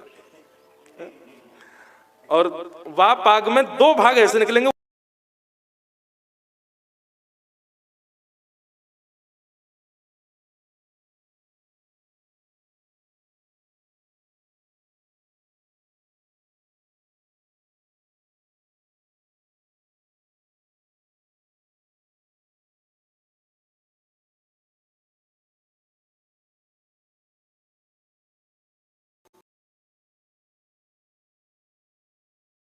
बांधे जाएं। गैया को जब दूध निकाले ना तो पीछे के पामन को दोहनी ते बांध दें, एक रस्सी रे बात दोहनी के। ठाकुर जी ने वो दोहनी ही सबरी गैयान की गरे में आज माला बना के पहन ली है। उन दोहनीन में गोबर भी लग रहा है, गऊ के चरण की खुर की रज भी लग रही है, और वाकू ठाकुर जी गले में पहन के आ गए। मैया कह रही अरे कहाँ पहन के आएगो लाला, पूरा रज और गोबर में है। बोले मैया देख बछड़ा भी तो सबरे गोबर और रज में ही है, ऐसे ही मैं भी है हूँ, आज तो मैं ऐसे ही बन के जाऊंगा। ऐसे ठाकुर जी को गोपाल भेष है। आज ठाकुर जी ने सोने चांदी कछु ना पहनो है, यहाँ पर भी दोहनी बांध ली है, गरे में दोहनी लटकाए ली है, कमर में भी दोहनी बांध ली है, और महाराज पूरे ठाकुर जी ऊपर से नीचे तक ऐसे लग रहे हैं कोई गैया ही दो भुजान उठा के चल रही हो। आहा मैया बोली लाला एक्साइटमेंट देखो ठाकुर जी को, गैया चरावे जाऊंगा। मैया ने बैठा दिए, लाला तू वन में जा रहा हो, देख तेरे काजे में पादुका लेके आई। ठाकुर जी के पाम पकड़ करके पादुका पहना दी। ठाकुर जी ने जैसी पादुका पहनी, पादुका पहन के लाल जी बोले मैया जे कहा है, बोले जे पादुका है लाला, इनको पहन करके तू वन में जाएगो तो को कांटे ना लगेंगे, निष्ठुर पत्थर तेरे मेरो नेक ससो लाला, कोमल से आके चरण हैं, उन चरणन में कोई क्षोभ ना होगो, इन पादुकान को पहन के जा। ठाकुर जी गिनती करने लगे। मैया बोली काय गिनती कर रहा है, बोले बछड़ा बछिया गिन रहा हूं, और एक एक बछड़ा के चार चार पाम, मैया इतनी इतनी पादुका और मगा, मेरी सबरी बछड़ा बछिया उनको भी पादुका पहना दे। मैया जे नंगे पाम जामेंगे, इनके पामन में कांटे लग जाएंगे। यशोदा मैया कोने बैठ के कहे देख भैया लाला इनके खुर है, इनके पाम ना है, इनके खुरन को ये निष्ठुर भाव सहले, तेरे लाल तेरे पाम तो कोमल है लाला। मैया तेने जरूर जब मैं तेरे पेट में रहूंगा अच्छो खान पान नहीं किया तभी मेरे खुर ना बने। मेरे पाम या हमारे हैं क्योंकि तेने खान पान बढ़िया ना किया। बोल गिरिराज धरण की, प्यारे गिरधर गोपाल की। मधुर भाव है ठाकुर जी को। भैया इन गैयान की तरह तेने बढ़िया खान पान ना है क्यों, या हमारे मेरे खुर ना बने, मेरे पाम रह गए, हमारे मुंह को पादुका की जरूरत पड़ रही है। ठाकुर जी को पादुका पहना दी। अब ठाकुर जी को ऐसा लगे जैसे कोई ने बांध दिए हो, बार बार पादुकान को उतारे और मैया से कह रहे मैया तू को मेरी सौगंध है, मुझको पादुका नहीं पहना। बोले क्यों ना पहनाऊं, बोले जब तक मेरी गैया पादुका नहीं पहनेंगी तब तक या ब्रज में मैं भी पादुका नहीं पहनूंगा, मैं भी अनावृत चरणन से डोलूंगा। और बंधुओं गैयान के खाली चरण हैं, या हमारे भी श्री ठाकुर जी ने वृंदावन में पादुका नहीं पहनी। बंधुओं एक बात बताऊं, हम तो चलो ब्रजवासी, हम तो वहीं रहे में, पर यदि आप लोग कभी वृंदावन जाओ तो ये अवकाश आप कर सकते हो कि वृंदावन की सीमा में पादुका मत पहनो। वहां ऐसा विचार करो कि हम भी अनावृत निरावृत चरणन से विचरण करें। हमारे पूज्य श्री जी महाराज को ये नियम हो, बड़े महाराज जी को, कि वे जब भी वृंदावन आते तो वृंदावन की सीमा जहां से प्रारंभ होती वहीं अपनी गाड़ी रुकवाते और गाड़ी रुकवा करके गाड़ी से उतरते, पादुकान को त्याग देते, वहीं दंडवत प्रणाम करके और फिर जितने दिन वृंदावन में रहते पादुका नहीं पहनते। हम इतना तो नियम कर ही सके। देखो इन नियमन से कछु नहीं है, पर बस यही है कि न क्यों लगे मन में भाव आ जाए कि हम ठाकुर जी के नेक तो समीप आ गए होंगे, ठाकुर जी के नेक तो समीप भय होंगे। आहा, तो ठाकुर जी पादुका नहीं पहनते। अब यशोदा मैया को बड़ी चिंता होती है, बोले लाला वन में जावे, चलो कांटे इंटे तो मधुमंगल श्रीदामा बचा लेते होंगे, निष्ठुर स्थान थे तो गैया आदि सब ठाकुर जी की रक्षा कर लेती होंगी, लेकिन यहाँ धूप को कहा, ये तो ऐसी प्रकाशित होती होगी और ठाकुर जी दोपहर में ही जामे, ये दोपहर राजभोग के बाद ही जाते हैं, वह समय तो पृथ्वी खूब उष्ण होवे, खूब गर्म होवे। ऐसा नहीं है बंधुओं ठाकुर जी के पाम में छाले नहीं पड़े होंगे, ठाकुर जी के पाम में श्रम नहीं भयो है ठाकुर जी को भी, पर ठाकुर जी अपनी गैयान के सुख के लिए त्याग कर दें। तो आज गोपियां कह रही हैं, बोले यशोदा हमसे शिकायत करती रहे, बोले कहा करूं, ये मेरो लाला माने ही ना है, कितनों पादुका पहना दो फिर भी निरावृत चरणन से विचरण करवे जावे। परंतु अरे सखी आज भेद खुल गयो। बोले कहा भेद खुलो है?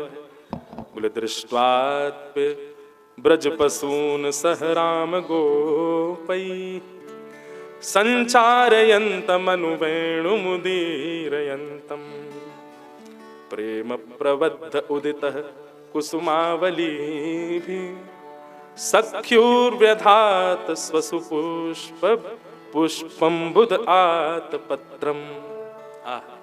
गोपियां कहती हैं अरे नेक नजर उठा के ऊपर तो देखो। बोले कहा देखो?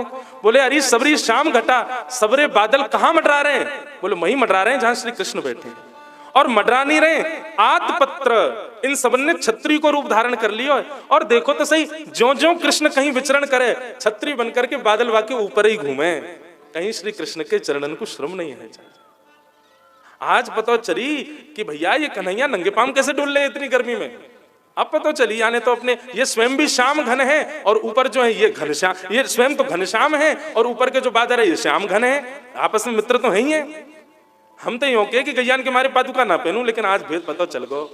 या की गर्मी तो सबरी ये बादल नहीं दूर कर रखी है। जहां जहां कृष्ण डोले तहां तहां बादरवा के ऊपर ऊपर मंडराते रहे, आतपत्र बन करके छत्री बन करके घूमते हैं। गोपियां कहती हैं आतपत्र बन करके ये बादर घूम रहे हैं, केवल छत्री बन करके नहीं घूम रहे हैं, विचित्र छत्री है। संसार की छत्री तो बारिश से बचाती है, पर ये बादर के ऊपर छत्री कैसी? नेक थोड़ी सी उष्णता ज्यादा होवे, नेक थोड़ी सी गर्मी ज्यादा होवे, तो ऐसी मंदम मंदम फुहार गिरते रहे ठाकुर जी के ऊपर, सुंदर सुंदर, मानो जैसे ओस सी जमजाए ठाकुर जी के सिर पे, ठाकुर जी के हस्त कमलन पे। फिर ठाकुर जी अपने हाथ ऐसे फेर लें और वहां से ठाकुर जी को शीतलता प्राप्त हो जाए। एक गोपी बोली अरे बाबड़ी, ये बादरन ने ओस थोड़ी छिड़की है, ये बादरन ने जल थोड़ी छिड़के हैं। बादल यदि जल दे दे तो या को मतलब क्या है? वो अपने प्राण न्योछावर कर रहा है ठाकुर जी के ऊपर, ठाकुर जी को अपने प्राण अर्पित कर रहा है। एक पद है, गोपियां कह रही हैं, बहुत सुंदर भाव है। कब शब्द है, कब बरसे गो श्याम घन, अलीरी कब बरसे गो श्याम घन। इतना सुंदर भाव है, अब मिल जाए तो है। हमारे ठाकुर जी ऐसे हैं जो मन में भाव आ जाए, एक तो मुंह को पद ना मिले, इतने सारे पद है गए, मिलेगो कहीं ना कहीं तो मिलेगो, नेक रुक जाइयो है।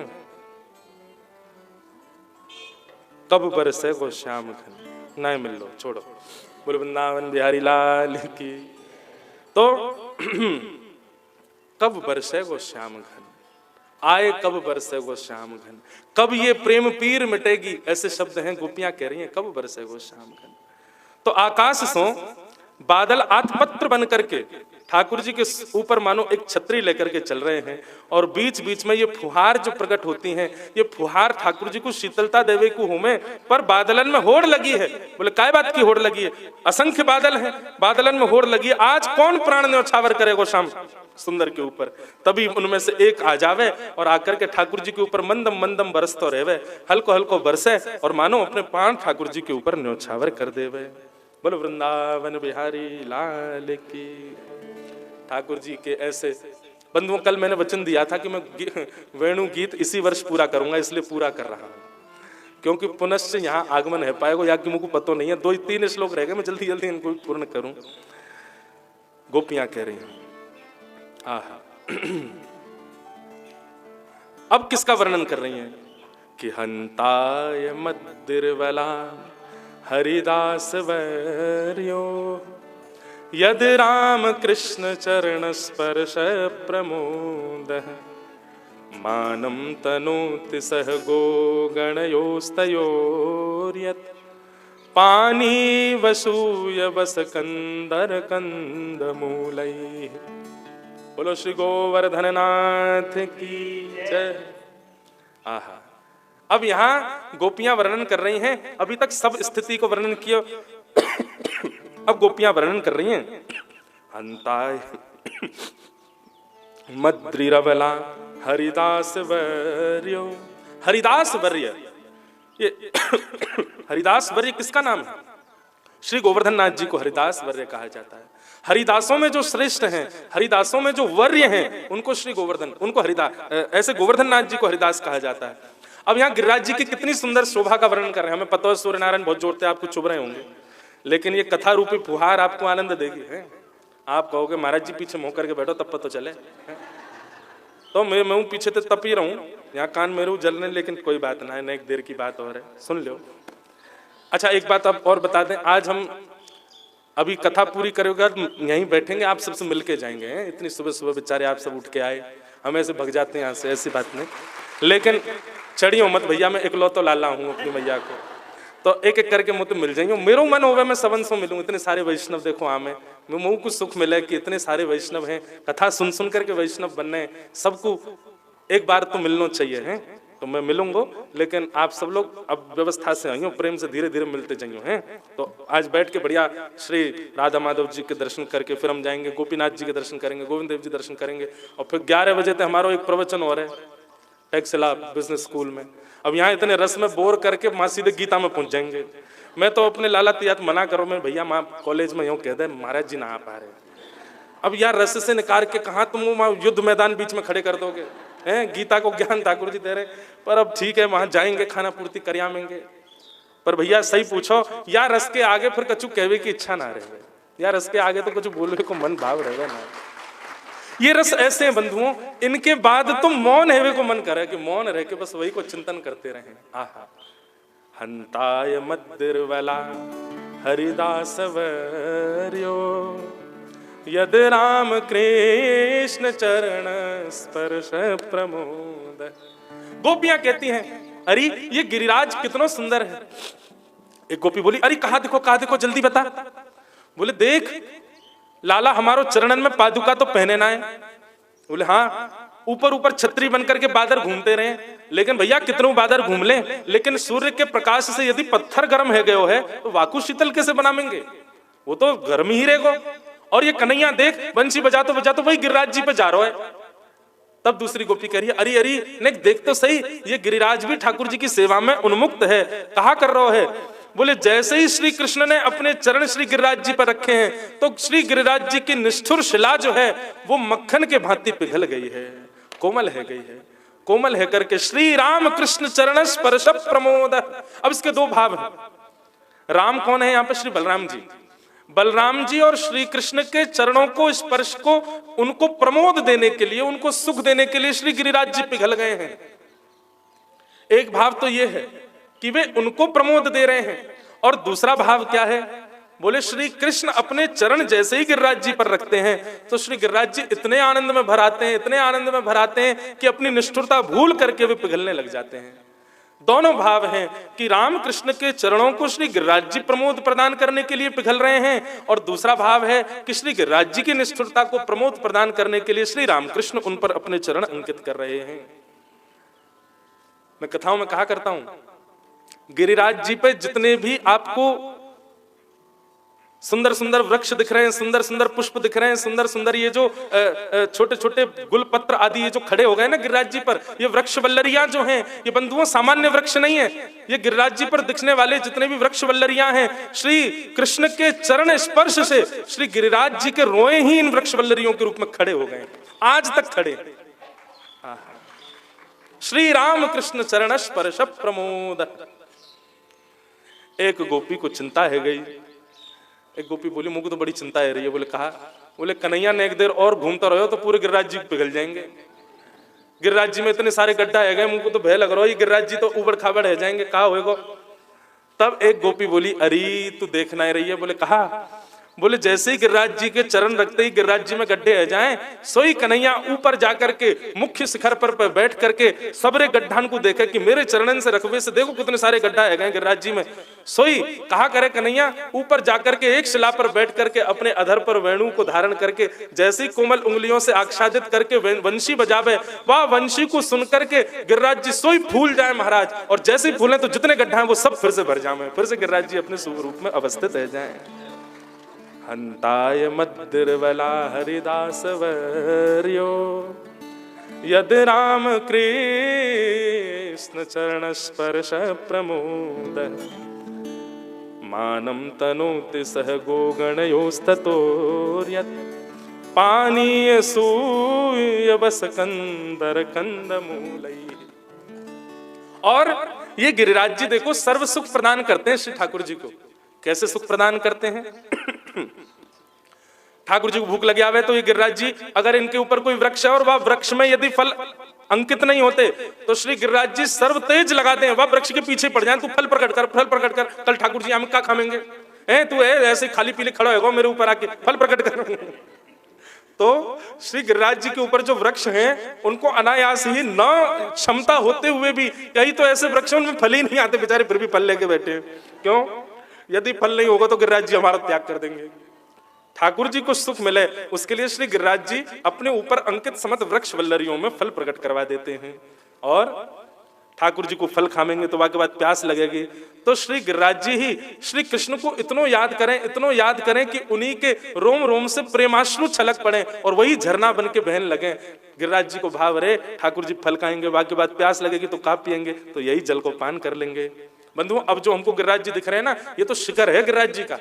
ठाकुर जी जब लीला करते थे तब तो गिरिराज जी बहुत विशाल थे, खूब बड़े थे। और ये जो यहाँ पर जो ये पर्वत खंड है ना, ये गिरिराज जी के ही है। ये पर्वत खंड वहीं तक जा रहे हैं गिरिराज जी तक, है ना महाराज जी? यही मारे ये गिरिराज जी यहाँ हैं, यही मारे गोविंद देव जी यहाँ बैठे हैं। यदि ये नहीं होते तो यहाँ गिरिराज गोविंद देव जी नहीं आते। नाथ द्वार चले जाओ, श्री नाथ द्वार के आसपास भी यही पर्वत खंड श्रृंखला जा रही है, इसलिए श्रीनाथ जी वहां विराज रहे हैं। क्यों? क्योंकि गिरिराज जी कहीं ना कहीं वहां पर भी अवस्थित व्यवस्थित हैं। गिरिराज जी, यमुना और वृंदावन तीनों में से एक भी नहीं होगा तो ठाकुर जी टिके ही नहीं सकते वहां पे। जयपुर में ये जो पर्वत है बंधुओं, ये खाड़ी वाड़ी मत बोला करो इनको, कई लोग बोलते हैं घाटी, कई लोग खाड़ी, यूं कहो ये हमारे गिरिराज जी हैं। जब यहाँ से जाते हैं जल महल से दर्शन करो कितने सुंदर लगते हैं। वास्तव में जब श्री गिरिराज जी अवस्थित होंगे कृष्ण लीला के समय ऐसे ही रहे होंगे। उनमें झरना भी है, उनमें सुंदर सुंदर गुफा भी है, उनमें सुंदर सुंदर वृक्षवल्लरियों में पुष्प आदि, और सब ठाकुर जी के सुख प्रदान करने वाले पानी सूय बस कंदर कंदमूलैः। ठाकुर जी को सुख प्रदान करने वाले सब वस्तु श्री गिरिराज जी के पास में विद्यमान हैं। आहा, ऐसे श्री गोवर्धन नाथ हैं। चतुर्भुज दास जी, एक पंक्ति में उनके भाव को प्रणाम करें। चतुर्भुज दास जी कहते हैं गोविंद देव जी जयपुर में क्यों विराज रहे हैं, ये बात चतुर्भुज दास जी नहीं कह रहे, मैं एक बात कह रहा हूं। गोविंद देव जी जयपुर में विराज रहे हैं क्योंकि गिरिराज जी हैं। श्रीनाथ जी नाथ द्वार में विराज रहे हैं क्यों? क्योंकि वहां भी गिरिराज जी हैं। ये गिरिराज जी की ही पर्वत खंड श्रृंखला है। ठाकुर जी गिरिराज जी के समीप विराज रहे हैं, ये बात क्यों है? क्योंकि श्री चतुर्भुज दास जी ने ठाकुर जी को कहा है युग युग अविचल राखिए यह सुख शैल निवास। ओ युग युग अविचल राखिए यह सुख शैल निवास। हे श्री गोवर्धन रूप पे बल जाए चतुर्भुज दास। श्री गोवर्धन रूप बल जाए चतुर्भुज दास रे गोवर्धन वासी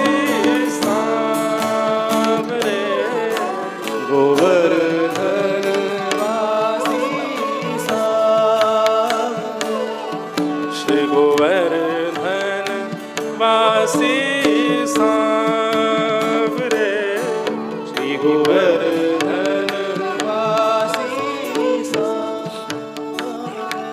प्यारे तुम बिन रहो न जा,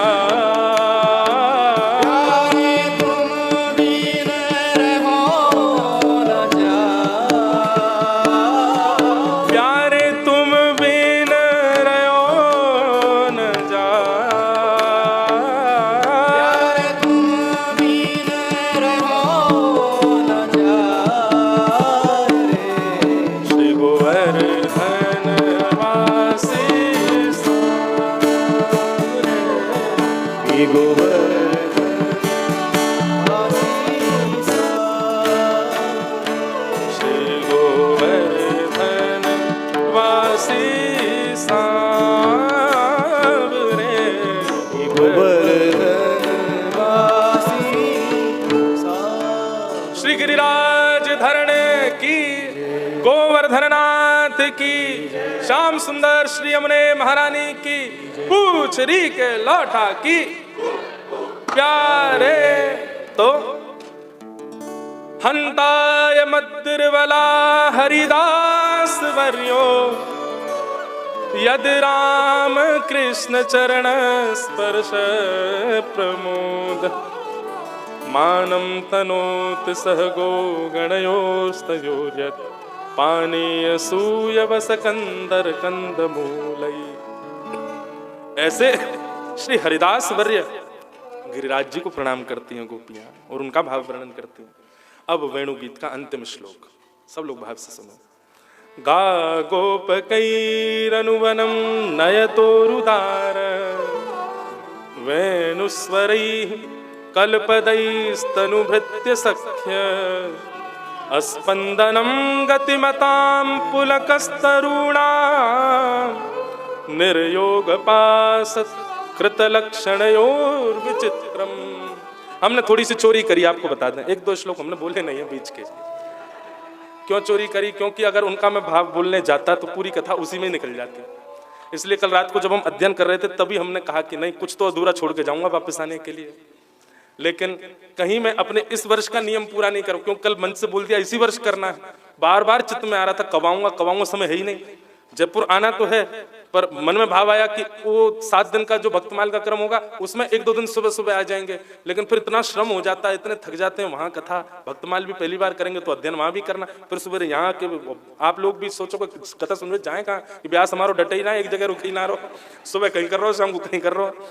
तो मन में भाव आया कि एक बार संपूर्ण कर जाएं। 2-3 जो मुख्य बीच के श्लोक हैं जिनका भाव बहुत विस्तृत है उनको अधूरा छोड़ के जाएंगे, ताकि पुनश्च श्री गोविंद देव जी कृपा करेंगे तो यहीं इसी स्थान पर पुनश्च किंचन हो सके।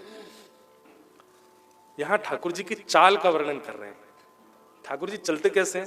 ललित गति विलास वल्गुहास, प्रणय निरीक्षण कल्पितोरुमान। इस श्लोक में वही रूप का वर्णन किया जो मैं अभी थोड़ी देर पहले अनायास बोल रहा था। क्या? ठाकुर जी ने दोहनी की ही आज पाग पहन रखी, अभी तक तो माला पहन रखी, लेकिन अब जो गोपियों को दिखा है क्या, अब ठाकुर जी वापस आ रहे हैं ना, वापस गैया चरावे गए, उसी बीच का दर्शन था, अब ठाकुर जी वापस आ रहे हैं। तो ठाकुर जी ने कहा कियो, बोले गैयान के चरणन की दोहनी, वही को ही जो जैसे पाम बांधे वही कोई ठाकुर जी ने अपने सिर पे बांध लियो है, वही की पाग पहन ली है, सिर पे पाग धारण कर ली है। महाराज इतने सुंदर लग रहे हैं। ठाकुर जी की चाल कैसी? बोले अस्पंदनम गतिमता पुलकस्तरुणाम। आहा, ज्यों ज्यों चाल ठाकुर जी आगे बढ़ा रहे हैं त्यों त्यों मानो हृदय गति गोपियों की तीव्र हो रही है। क्यों? थोड़ी देर में उन गोपियों के घर के बाहर से निकलवे आ रहे हैं ठाकुर जी, थोड़ी देर में उनके घर के समीप ही आवे आ रहे हैं। गोपियों की चित्त की स्थिति ऐसी होगी, कैसे संभालें? कहीं ऐसा नहीं हो कि ठाकुर जी यहाँ तक पहुंचे हमारे प्राण ही न कर जाएं। जबरदस्ती अपने चित्त को संभाल रही हैं। अस्पंदनम गतिमताम पुलकस्तरुणाम, निरयोग पाश कृत लक्षण योर विचित्रम। विचित्र ठाकुर जी ने अपना स्वरूप श्रृंगार कर रखा है। आहा, कैसा स्वरूप है! मैं वर्णन करता हूं कभी कोई कथा में कि गैया घेर करके ठाकुर जी को लेकर के चल रही हैं। सोई महाराज गैयाओं ने सूर्य नारायण से कहा कि नेक आज तुम तेज है जाओ। सूर्य नारायण बोले अरे कैसी गैया हो, हमको तेज है वे को कह रही हो, हम तेज है जाएंगे तो लाला को गर्मी लगेगी। बोले तो दो थोड़े क्षण के काजे है जाओ। इतने में सूर्य ने अपने तेज को तीव्र किया। जैसे ही सूर्य तेज तीव्र हुआ तो बादल विच्छेदित हो गए और ठाकुर जी को तपन लगने लगा। जैसे ही ठाकुर जी को तप लगा तो ठाकुर जी के मुखमंडल पर, नासिका पर, गाल पर, ओष्ठ पर, यहाँ ग्रीवा पर, हाथों पर, भुजाओं में, सब जगह प्रश्वेत के बिंदु, छोटे छोटे पसीने ठाकुर जी को प्रकट होने लगे हैं। और जैसे ही वो प्रश्वेत प्रकट हुए, गायों ने फिर से इशारा किया, सूर्य नारायण अब तुम छुप जाओ।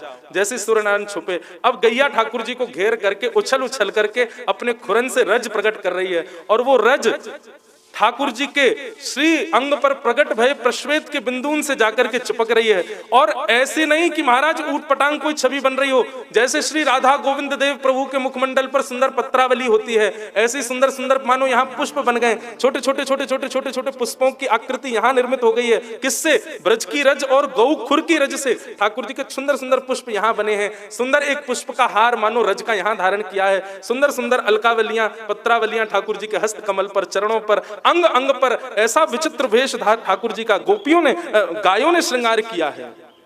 निर्योग पाश कृत लक्षण योर विचित्रम, ऐसे ठाकुर जी के विचित्र वेश को देख करके गोपियां आनंदित हो रही हैं, गोपियां प्रेम पुलकित हो रही हैं, प्रेम भाव में आनंदित होकर के श्री ठाकुर जी का दर्शन कर रहे हैं। इतने प्यारे श्री कृष्ण लग रहे हैं।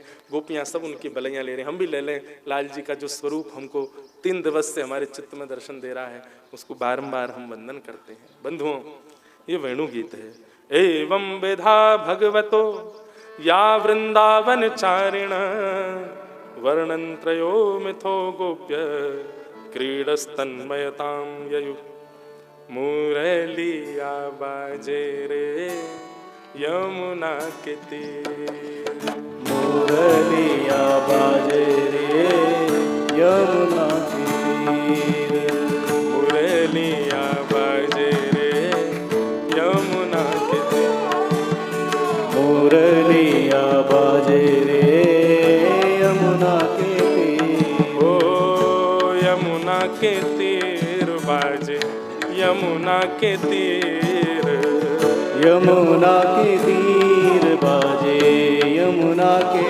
तीर, यमुना के तीर बाजे यमुना के तीर, यमुना के तीर बाजे यमुना के तीर, मुरलिया बाजे रे यमुना के तीर, मुरलिया बाजे रे यमुना के तीर। ओ कारो कन्हैया कारी कमरिया, कारो कन्हैया कारी कमरिया, कारो कन्हैया कारी कमरिया, कारो कन्हैया कारी कमरिया, कारो है यमुना को नीर, कारो है यमुना को नीर, कारो है यमुना को नीर, कारो है यमुना को नीर, हे मुरलिया बाजे रे यमुना के तीर, मुरलिया बाजे रे यमुना के तीर, मुरलिया बाजे रे यमुना के तीर, मुरलिया बाजे रे यमुना। प्यारे गिरधर लाल की।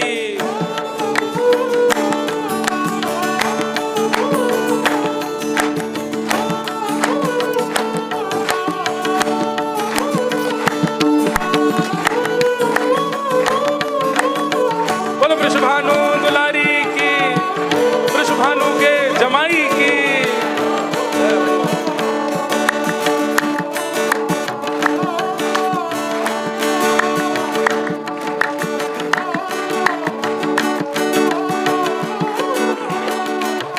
ओ मीरा के प्रभु गिरधर नागर, मीरा के प्रभु गिरधर नागर, मीरा के प्रभु गिरधर नागर,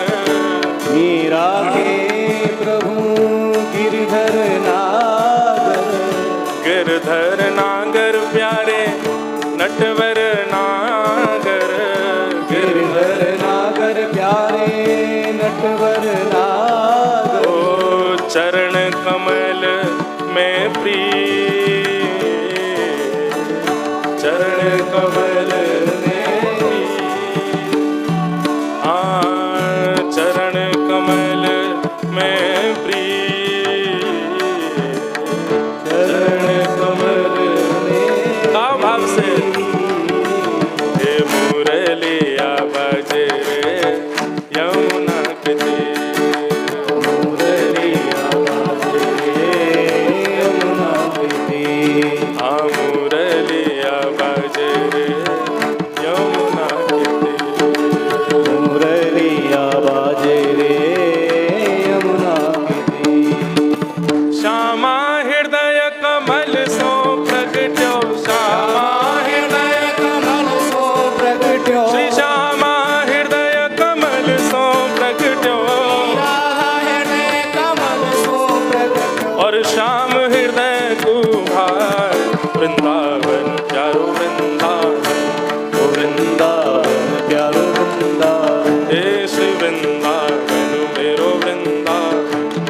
वृंदावन प्यारो वृंदावन। सब लोग गाओ। हे सब सुख सागर रूप उजागर रहे वृंदावन धाम।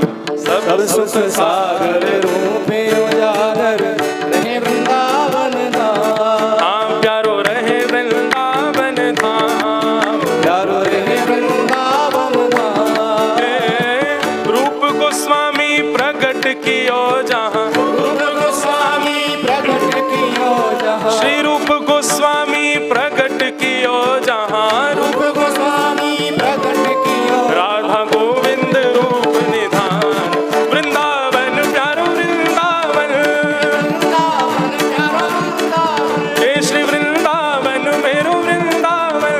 वृंदावन मेरो वृंदावन। रूप गोस्वामी प्रकट कियो जहाँ। रूप रूप गोस्वामी प्रकट कियो। राधा गोविंद रूप निधान वृंदावन प्यारो वृंदावन।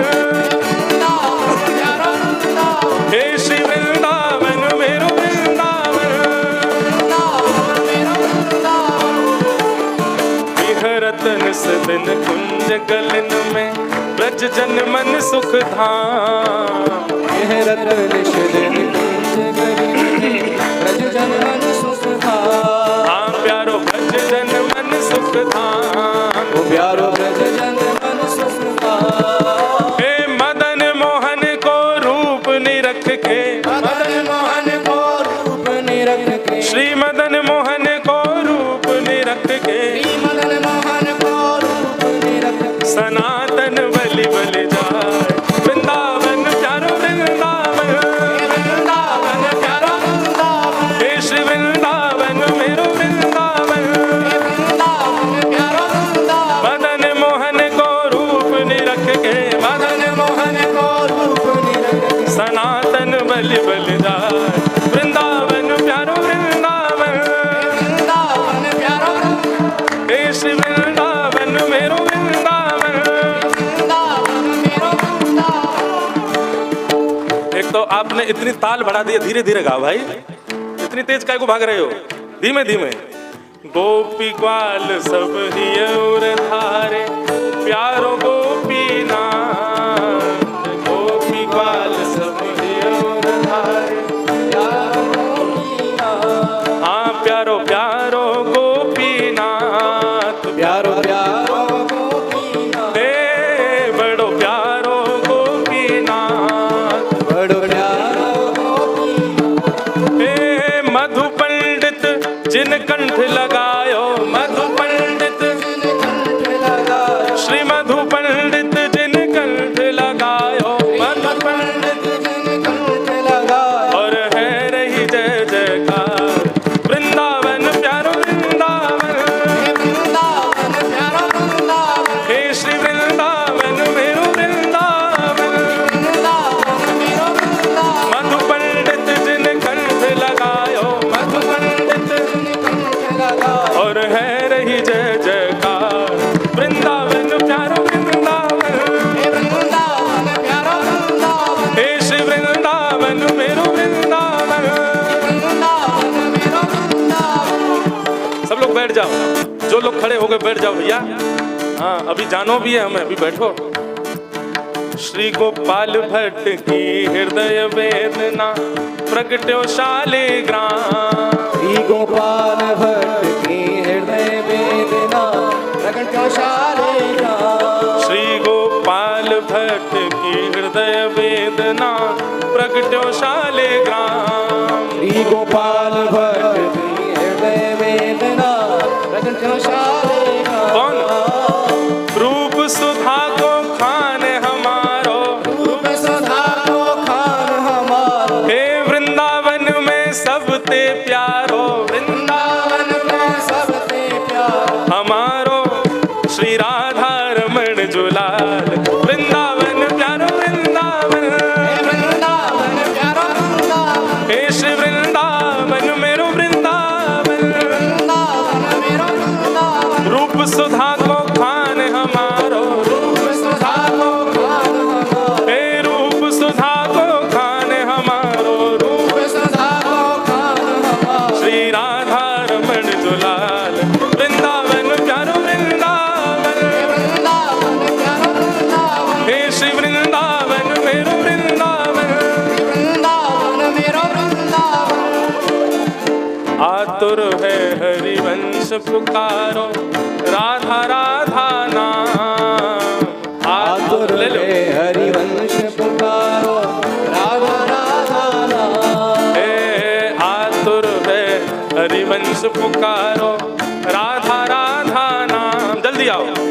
आतुर है हरिवंश पुकारो, राधा राधा नाम। हे प्यारो राधा राधा नाम, प्यारो राधा राधा नाम, राधा राधा नाम, प्यारो राधा राधा नाम। कुंज यमुना तट आयो, सघन कुंज यमुना तट आयो, सघन कुंज वृंदावन आयो, सघन कुंज वृंदावन आयो, प्यारो राधा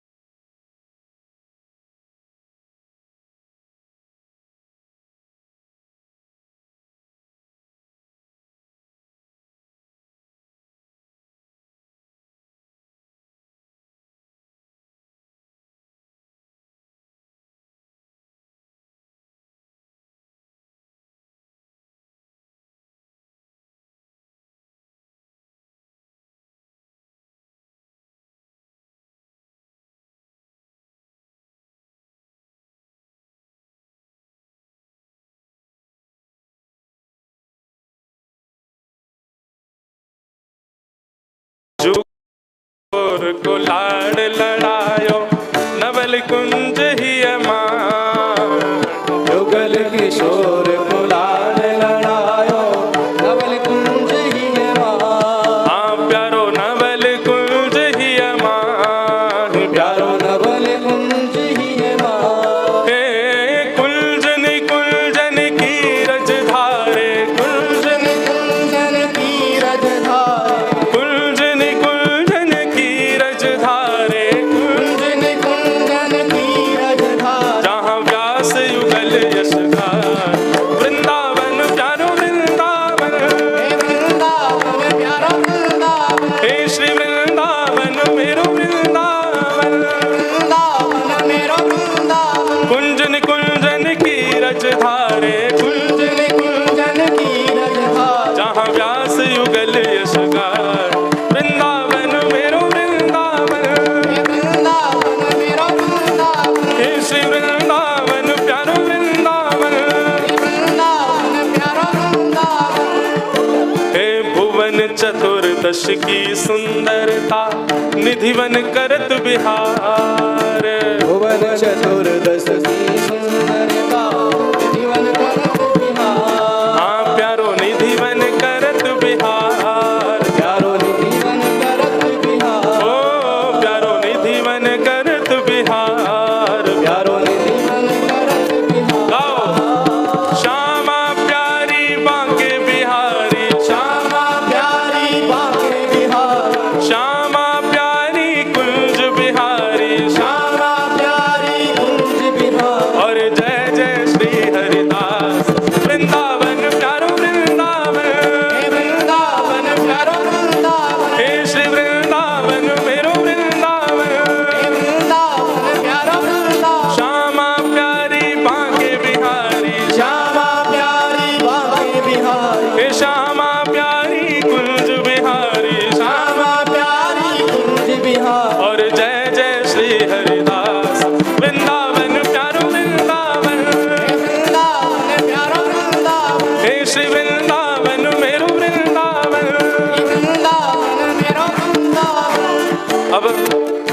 वैसे एक बात बताऊं, आज मेरा बहुत मन था कि मैं श्री गिरधर लाल जी को लाऊं यहाँ पे, पर हमारे मन में आई बेचारे थके हारे, इनको 3 बजे काय को उठाऊं।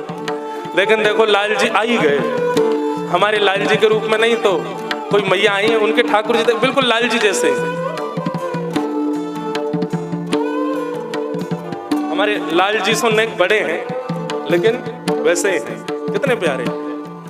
ओ जिनकी कृपा से यह रस प्रकटो वृंदावन अभिराम, जिनकी कृपा से यह रस प्रकटो वृंदावन अभिराम। हाँ, जिनकी कृपा से यह रस प्रकटो वृंदावन अभिराम, जिनकी कृपा से यह रस प्रकटो वृंदावन अभिराम। हे सप्त निधिन को ही उजियारो, सप्त निधिन को ही उजियारो, हम सबको प्राणन ते प्यारो, हम सबको प्राणन ते प्यारो। और यह आनंद करवावे वारो, और यह आनंद करवावे वारो, और हम सबको मिलवावे वारो, हम सबको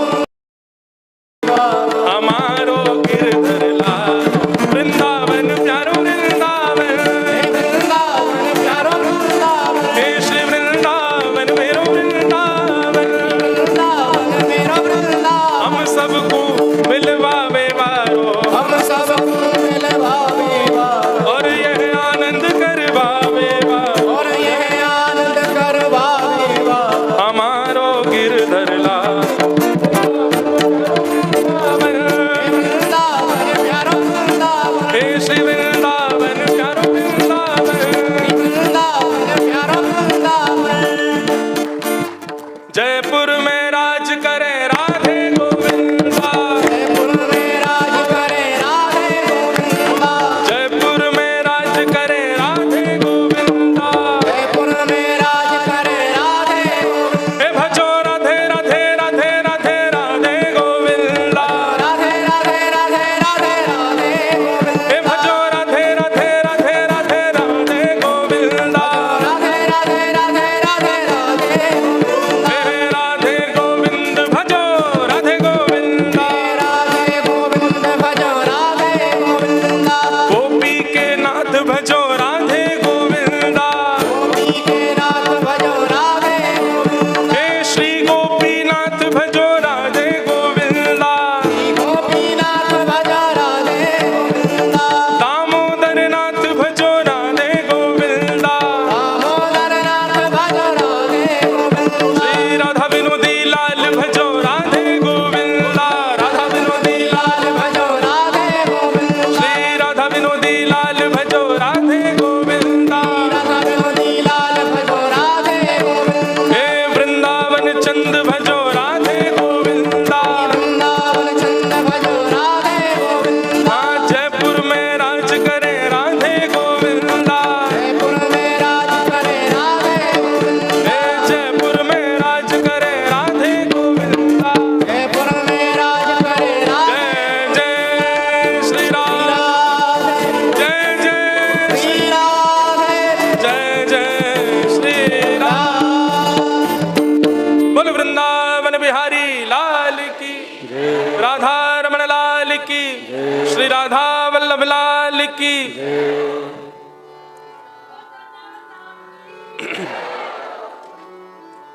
कौन ने किया?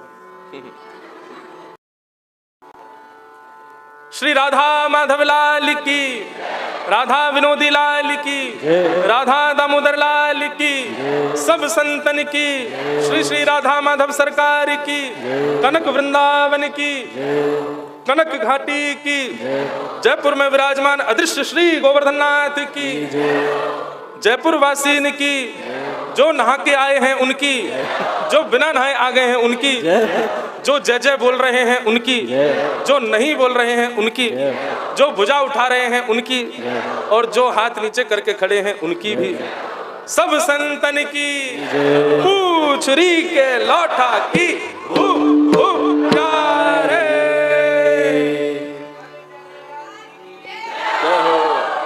आप सबन को बहुत बहुत जय श्री कृष्ण, जय सिया राम, जय श्रीमन नारायण, जय जय श्री